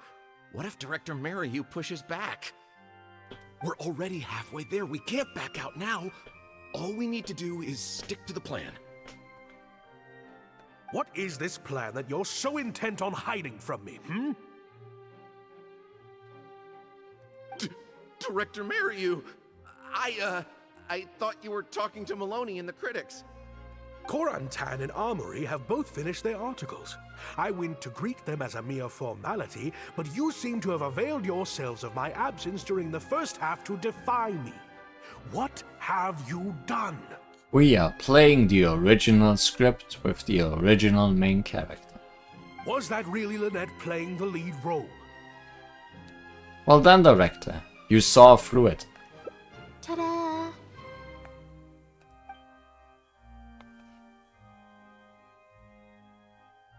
Director Mariyu? I was the one playing the lead role just now. I switched costumes and masks with Jillian so that I could be the protagonist's companion and stay out of the limelight. Lynette, why on earth would you do this? You know my acting is amateur. The only reason I'm being seen as a pro, let alone a pioneer, is because you have critics supporting the show. But right now, there's a whole audience out there, and you have no hope of paying them all off. If they'd seen me in the leading role during the first half, they wouldn't be expecting anything more. But what happens now that they've seen Jillian in the role? If you force me to play the lead in the second half, they'll be wondering, why is the actress suddenly giving such an underwhelming performance right at the climax of the whole story? Or is this director not all he's cracked up to be? Is it because she's not a good enough actress to play the role? Were the critics wrong? These are just some of the questions that will be on everyone's minds during the second half. And those questions will follow them out the doors of the theater after the show ends. Do you think the critics will still have any credibility then? There's only one way for you to save your reputation. And that's to keep Jillian as the lead all the way to the end. Absolutely not. I'd sooner announce that we're having technical difficulties and need to stop the show. And why is that? If I keep Jillian as the lead for the second half, what do you think will happen in the curtain call when she takes her mask off? Everyone will see that we've changed actors. What will your fans think? They're only here because of you. And what about all the critics who support you? If we get on the wrong side of them, it'll be the death of the whole show. There'd be tickets to refund, fines to pay for breach of contract. The whole troupe's hard work would go down the drain. Don't you see how much this would cost us? You can't just take a job on a whim, then abandon your responsibility the moment you don't feel like doing it anymore. You're playing games with other people's hopes and dreams. Director Mariyu, please. You're not being fair to Lynette. Actually, Jillian, he's half right. I did kind of take this on a whim. But my responsibility here is making sure you get back the role that belongs to you. And I guess part of that responsibility lies with me, considering I badgered you into accepting the job. Look who finally decided to show up. Did you bring all your props? What an entrance! Sorry I'm a little late to the show. Work's been keeping me pretty busy lately. Yeah, you have been doing other things. How's that investigation going? Without us helping. Lenny? What do you want? Do you think you can snap your fingers and make all my problems magically disappear? That might be a little tricky, but instead, I could make something else magically appear. What's this? A draft complaint letter, my contract, your legal fees, reimbursement for the ticket, and an advance on the penalty fee for breach of contract. Mr. Merriu, I'm stepping down from the leading role, regardless of whether you choose to cancel the rest of today's show. If you do suffer unforeseen financial losses from this, you're free to seek damages as per the contract. And if you want to file a lawsuit, there's a draft here that you can use if you need it. What the... I can't believe this. You're literally handing me a lawsuit against you with a straight face. Of course. All this Mora, it's a pittance to you, isn't it? Must be nice to have the luxury of prior success and fame. Look at us. We're huge stars. One minute we want to go on stage. The next we feel like backing out of the contract. But that's okay. We're famous. We can afford it. You have no respect for other people's work. You're treating other people's hopes and dreams like a big joke. You don't give a hoot how much this show means to other people. You don't even care that the whole production might have to shut down because of you. That's not true. I do care. And I'm under no illusion as to how much this show means to you. Oh, brilliant deduction there. Of course it means a lot to me. This is my show. That's the only reason I asked you to be in it in the first place. Really? Then why do your eyes tell a different story? The way you look at me, it's full of contempt. Almost as if I've destroyed your work of art. Ah, so it was Merriu. He's the one who was looking at Lynette with contempt. What? I would never think that. A couple days ago, I asked some associates to do some digging for me. I was interested to know who else you invited to play the lead apart from Lynette. Surprise, surprise.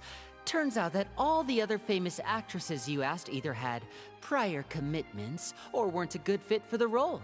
They all turned you down. And I would have turned you down too, if not for an unlikely set of coincidences. You didn't send those invitations because you were looking for a better actress than Jillian, but because your investor wanted a big name in your show, right? Director Merriu. It's clear as day that Gillian is an outstanding actress, but fame was the key factor, and that was the one thing she didn't have. To get Maloney on your side, you chose to make Jillian the understudy, and then look for an opportunity for her to take the lead. But then Lynette actually accepted your invitation, and her acting debut was sure to attract attention. I bet you were torn at first, weren't you? Do you stick to the tried and tested formula? Choose Lynette, use her celebrity to get the critics on your side so that you and your investors can line your pockets? Or do you choose Jillian, so that you and your longtime collaborator can stage the show of your dreams, the original, unedited version of The Lost Puppet? Whether you did it because of pressure from your investors or because you were lured in by the money. Ultimately, you betrayed yourself by choosing Lynette. Oh, I didn't betray myself. You mentioned prior success and fame earlier, but you're a well-known director yourself, with countless works to your name. Wouldn't that make you successful too? Or maybe, deep down, none of your current achievements really count as success to you. Right now, you have an opportunity to send Jillian onto that stage and perform the second half as you always imagined it, faithful to your original script. Your work would be displayed for all of Fontaine to see in its true, perfect form. Did you say perfect? Will you keep pursuing a kind of success that you don't even value, at the cost of your own artistic integrity? Or will you act now before Maloney and the critics can protest and make your dream come true on the stage? And Jillian's dream. In fact, the dreams of the whole troupe. The whole troupe? Director Mariyu? Actually, most of the money Lenny brought came from us. We all chipped in.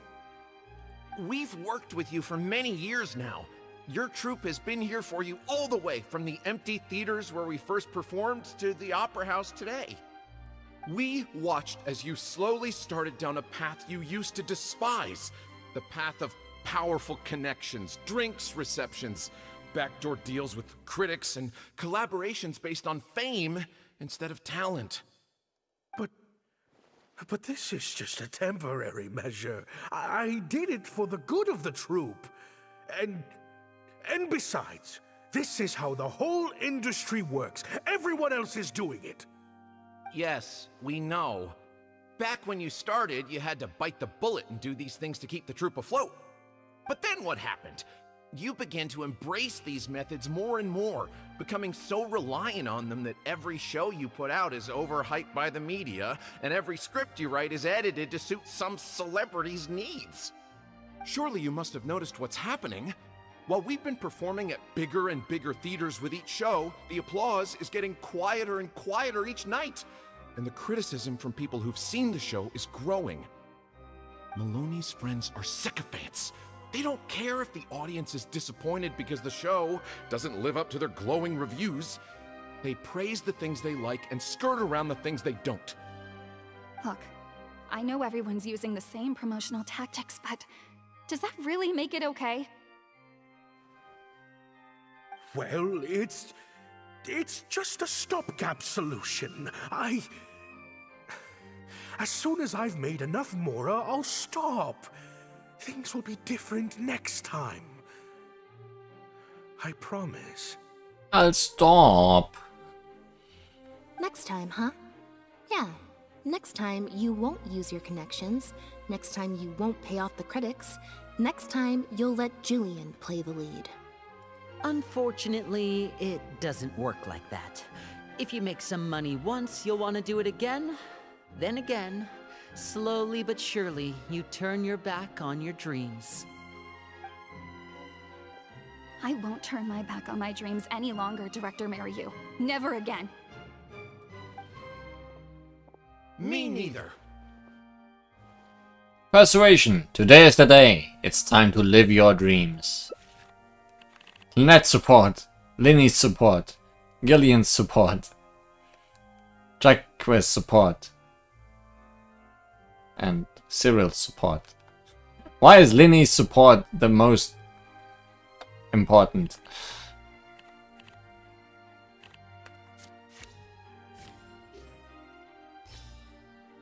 That's maximum score.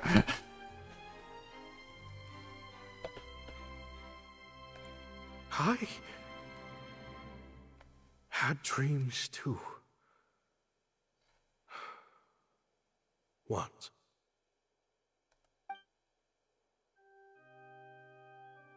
Act 3. Amidst the rubble. An unknown period of time elapsed before a group of mechanical puppets finally cleared the rubble, freed the protagonist, and reactivated her. They told her, "You have been buried here for thousands of years. The mechanical puppets now rule the world." It turned out that the puppets who had started the uprising were none other than the protagonist's companions, whom she had rescued all those years ago. The protagonist was now revered as a hero by all of puppet kind.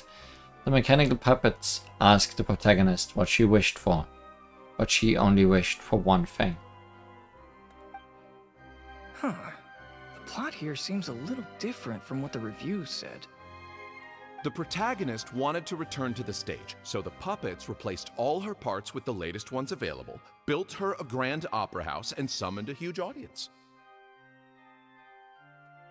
He replaced so many parts of her that she was a completely different actress. And in the end, she forgot herself amidst the applause and cheers of her fellow puppets. Hey, no spoilers! Huh? Wait, hang on, that's not even what's happening. The set has changed back to the one from the first act. Oh, Archons, please let this work out. Does the story loop? No need to be so nervous, Director Mariu. We only told you Lynette would be quitting the show to get you to make a decision. We wanted you to believe that this show would have to end after today, no matter what you decided. But in truth, I believe that if we choose our words carefully, there's no reason we can't get Maloney to come around and keep the show going. Lynette is putting his experience at fooling people to work. You two should definitely keep in touch. You really thought this plan through. But I'm not upset about what you've done. What's worrying me now isn't how Maloney will react or whether the show will get cancelled. It's the audience. I've always thought the original script is better, but will it move them like I've always hoped? When Jillian does her curtain call, will they applaud her? What if people only came to see the show for Lynette? And because of the reviews, what if they don't really care about the show at all?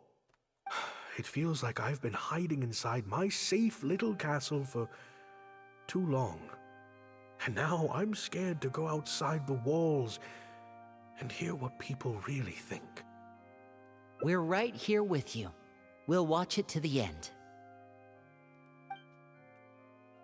Act 4, Amidst the Ruins, original script. The protagonist rejects the other puppets' offer of new parts and a grand stage built in her honor. Her only wish is to see her companions again, but she is told that they gave their lives for the revolution.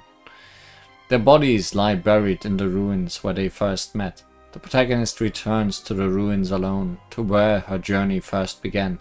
She performs one last dance before the graves of her companions. Her circuitry burns out, her parts come loose and fall from her body, but she keeps dancing until the body completely shuts down. It has taken her thousands of years, but at last she has finally found a reason for dancing. Wow. Okay, this ending is much better. I love how they brought back the set from Act 1 and gave it a whole new meaning. What a fantastic twist. Time for the curtain call. It's the moment of truth. Will the applause continue after I take off the mask? I could always leave my mask on. No one would ever know.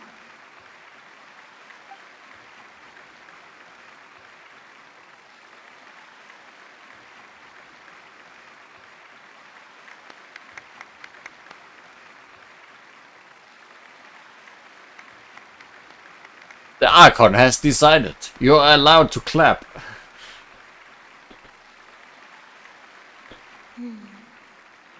This is what fame looks like, when it's truly deserved.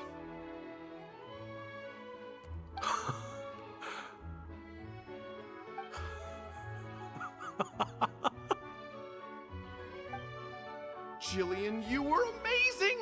Syra was tearing up when you did your final solo dance. Well, so are you. Really? I was so nervous. My legs felt like they turned to jelly. What looked like an actor unsteady on her feet was in fact a poignant expression of the protagonist's frailty in her last moments. Or whatever. Oh no, I can't take any more of that.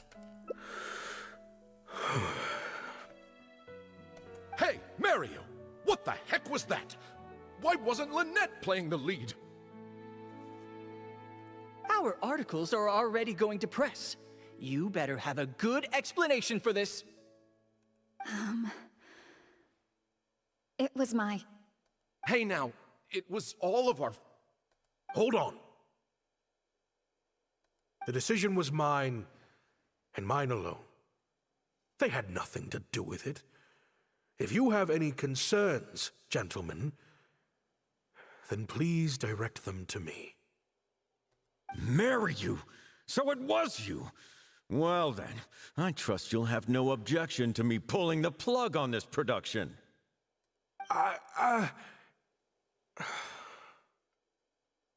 His worst fear is coming true. Time for Act 5! Director Mariu, Mr. Maloney, what on earth is going on? Why was Lynette not in the lead role? It took a lot of convincing from me for her to accept the role, and I had to turn down some big work opportunities to come and watch her performance today. You have some explaining to do. Lenny, it was all his idea. Mariu, explain yourself. Wait. Linny, as a matter of fact, this was a piece of performance art. In this play, the masks and costumes serve to obscure the differences between characters, and by extension, the difference between human and machine. We took that idea to the next level with an actor swap, blurring the lines between one performer and the next. So it's in service of the ambitious artistic goals of the production. What? It's similar to deceiving the audience in a magic show. We employed this technique as a means of breaking the fourth wall. It allows the audience to more intuitively understand the cognitive dissonance felt by the protagonist as a machine trying to reconcile the notion of her humanity. The audience's experience mirrors the protagonist's own confusion and becomes part of the artistic performance itself. Hold up. What is this nonsense? Oh, I see. Well, bravo, Director Mariu. You even had me fooled. That's probably more because you just don't really understand avant-garde art very well, Lenny. Perfect acting. Maybe so, maybe so. Well, perhaps it went over my head, but I'm sure our experts here saw the whole thing coming a mile away. You must have worked it out by the end of the first half, surely. Mr. Amory, I just heard that you managed to write your review after just the first 2 acts. I'm sure that will help Director Mariu by setting future audiences up for the surprise twist at the end. Yes, you're right. Director Mariu and I are old friends. You should have said something. Then I could have played along even better. Yes, well, to deceive the audience, you must first deceive your closest companions. I have to give credit to Lynette and her experience in performing magic. That's what inspired me to take my art to the next level. You mean your show was partly inspired by Lynette's background in magic? Well, in that case, I'll have to plug it to everyone I know. Unfortunately, I think Mr. Maloney is going to cancel the show. Cancel the show? Mr. Maloney, is this true? While I accept that deceiving the audience in the manner you did certainly has artistic merit, this is not a magic show, and we don't want our audience demanding their money back. A very valid criticism, and one that I humbly accept. If that happens, we're prepared to reimburse and apologize to any audience members who weren't satisfied with the experience. But based on their reaction today, I think that what most people want to see is an excellent piece of theater, and not celebrity cameos. Plus, it looks like Jillian is better than me at delivering the excellence people want to see. I'm sure audiences will be very happy with the show if she's allowed to stay in the leading role. Some reviews said that Lynette gave the performance of the year.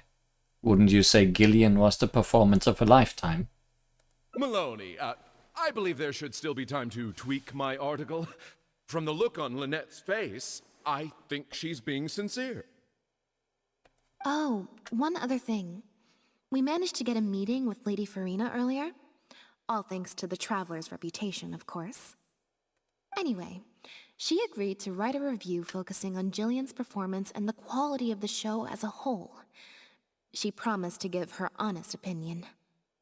And I'm sure today's audience will be discussing her performance too. There's sure to be a variety of opinions. But what about you, Mr. Corentin? How would you rate this show? Oh, I mean, art at its finest, clearly.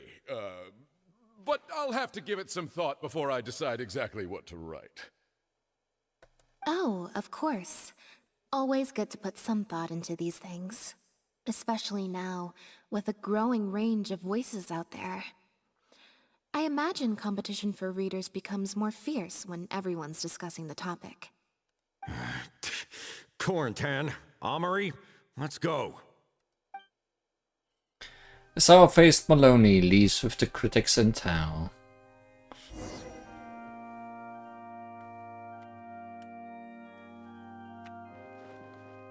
Do you think this move needs jazzing up a little? Not jazzing up, per se. I was thinking more like break it down, you know?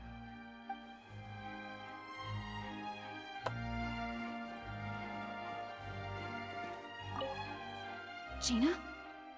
You snuck in? When? I thought I told you no visiting me at work. I'm sorry, Jillian, but I had to come.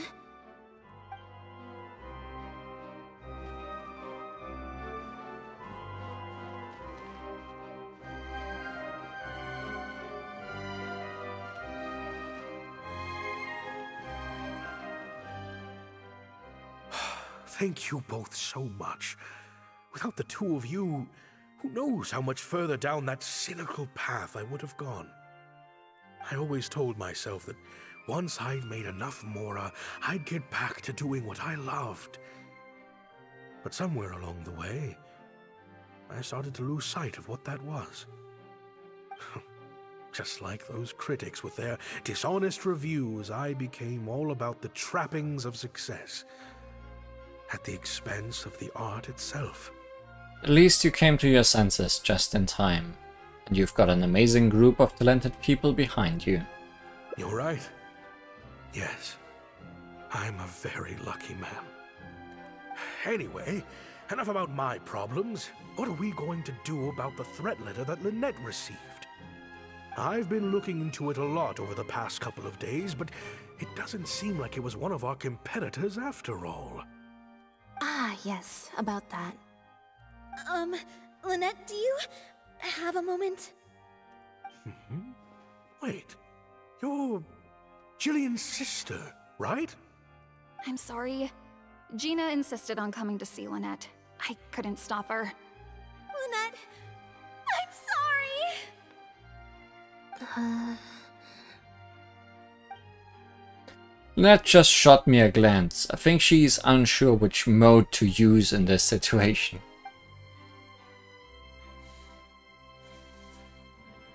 Is this the choice that will decide the ending? Performance, what she's talking about. Never heard of it.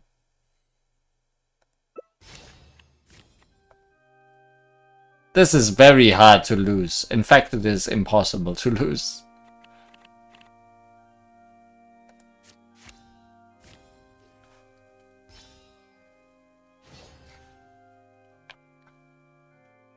Although I could tie it with a 1. Yeah, me neither. Wait, but... Oh, do you mean when we ran into you at the Fleuve Sandra? And you said some mean things to me? As I recall, you were only trying to look out for your sister. It was just a few words spoken in anger. Don't worry. Whatever it was you said, I've already forgotten. Oh. I see. Well, it sounds like Gina knows what she did was wrong. Owning up to your mistakes and committing to do better in the future is what counts. I understand that feeling of wanting to stand up for your family when they're being mistreated. Really, I do. But next time, maybe consider a different tactic? Something you can pull off more effectively, and without arousing suspicion. Alright, that's enough. Stop giving her ideas. Got it. Thank you, Lynette. Do not include that cat in thread. Why do I feel like I'm missing something here? Hey, here you are. I was wondering where you'd all run off to. Great! Everyone's in one place. That makes this so much easier. What's up? What do you think? It's group photo time! We have to commemorate the debut of the Lost Puppet Director's Edition. Is this gonna be the ending picture for real this time? Okay, everyone, we all have pretty awkward smiles on our faces in the photo from Hotel de Boer, so this time, no forced smiles allowed.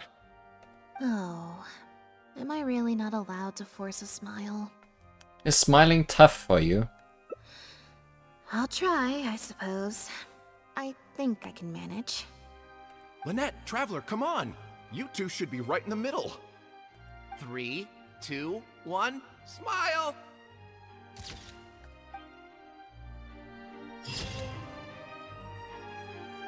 A roaring success. My line of sight was a little bit off. It's fine as long as your smile is genuine. Yeah, Lynette, what are you looking at?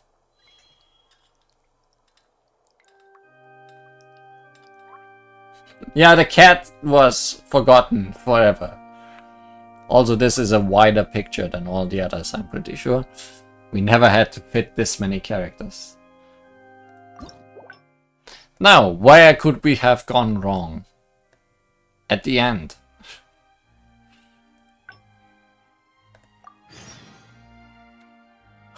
Thank you both so much. I always told my... Just like those critics with their dishonest reviews, You're right. Anyway, I've been looking... Ah, yes. Lynette. I'm sorry. Lynette.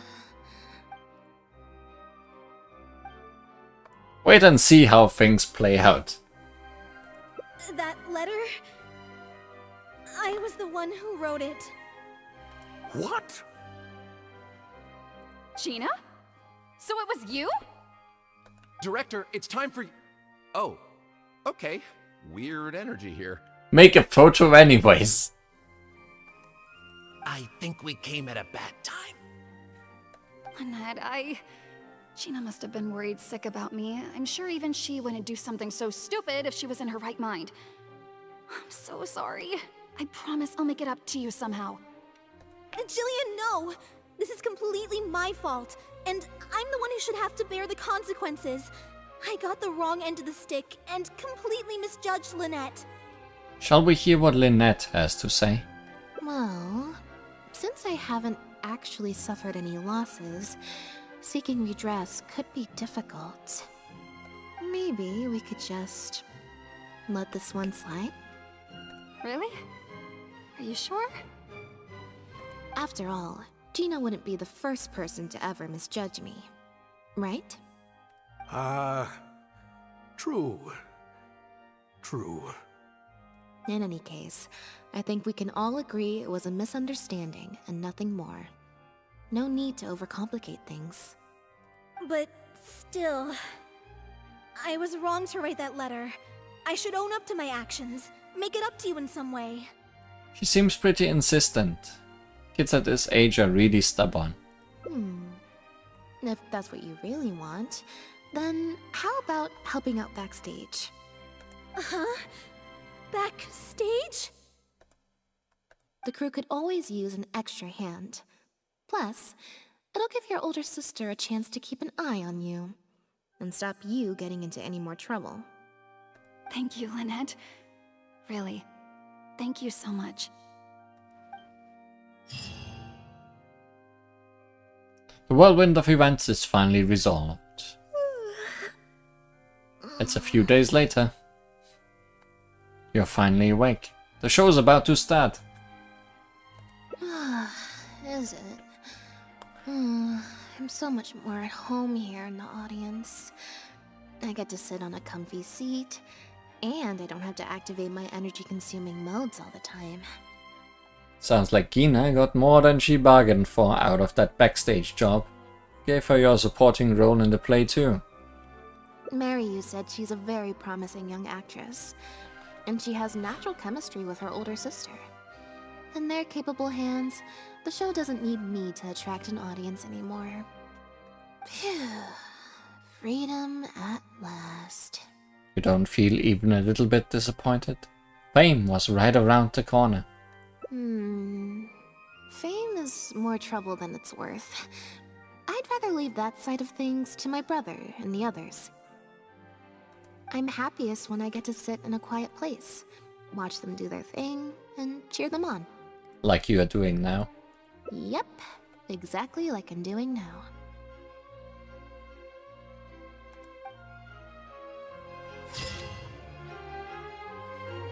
A seat in the audience. Where there is someone performing on stage, there will be others clapping in the audience. Yes, my dear audience. So it is. And we have completed.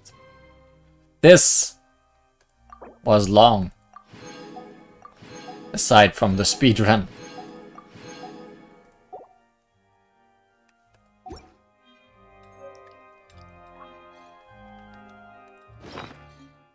Leisurely sip.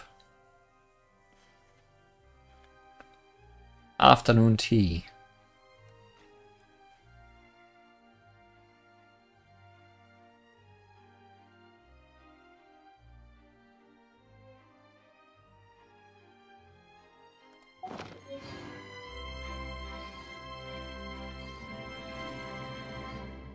Thanks for the clapping.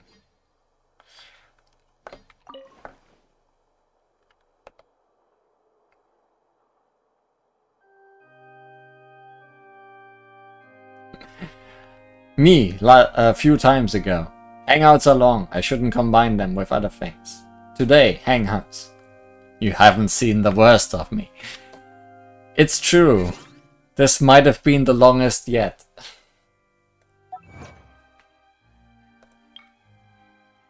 Indicators of Fate. Complete checks and cats and unlock all endings. Speedrun.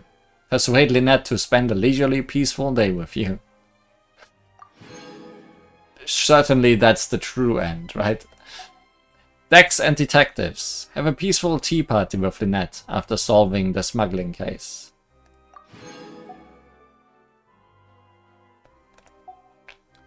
And that only leaves one hangout.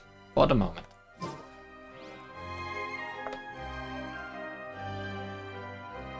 But that is certainly not for today. So see you next time, when we do other things, with other people. I'm sure it will be fine. The shadow on my nose is flipping around as I move.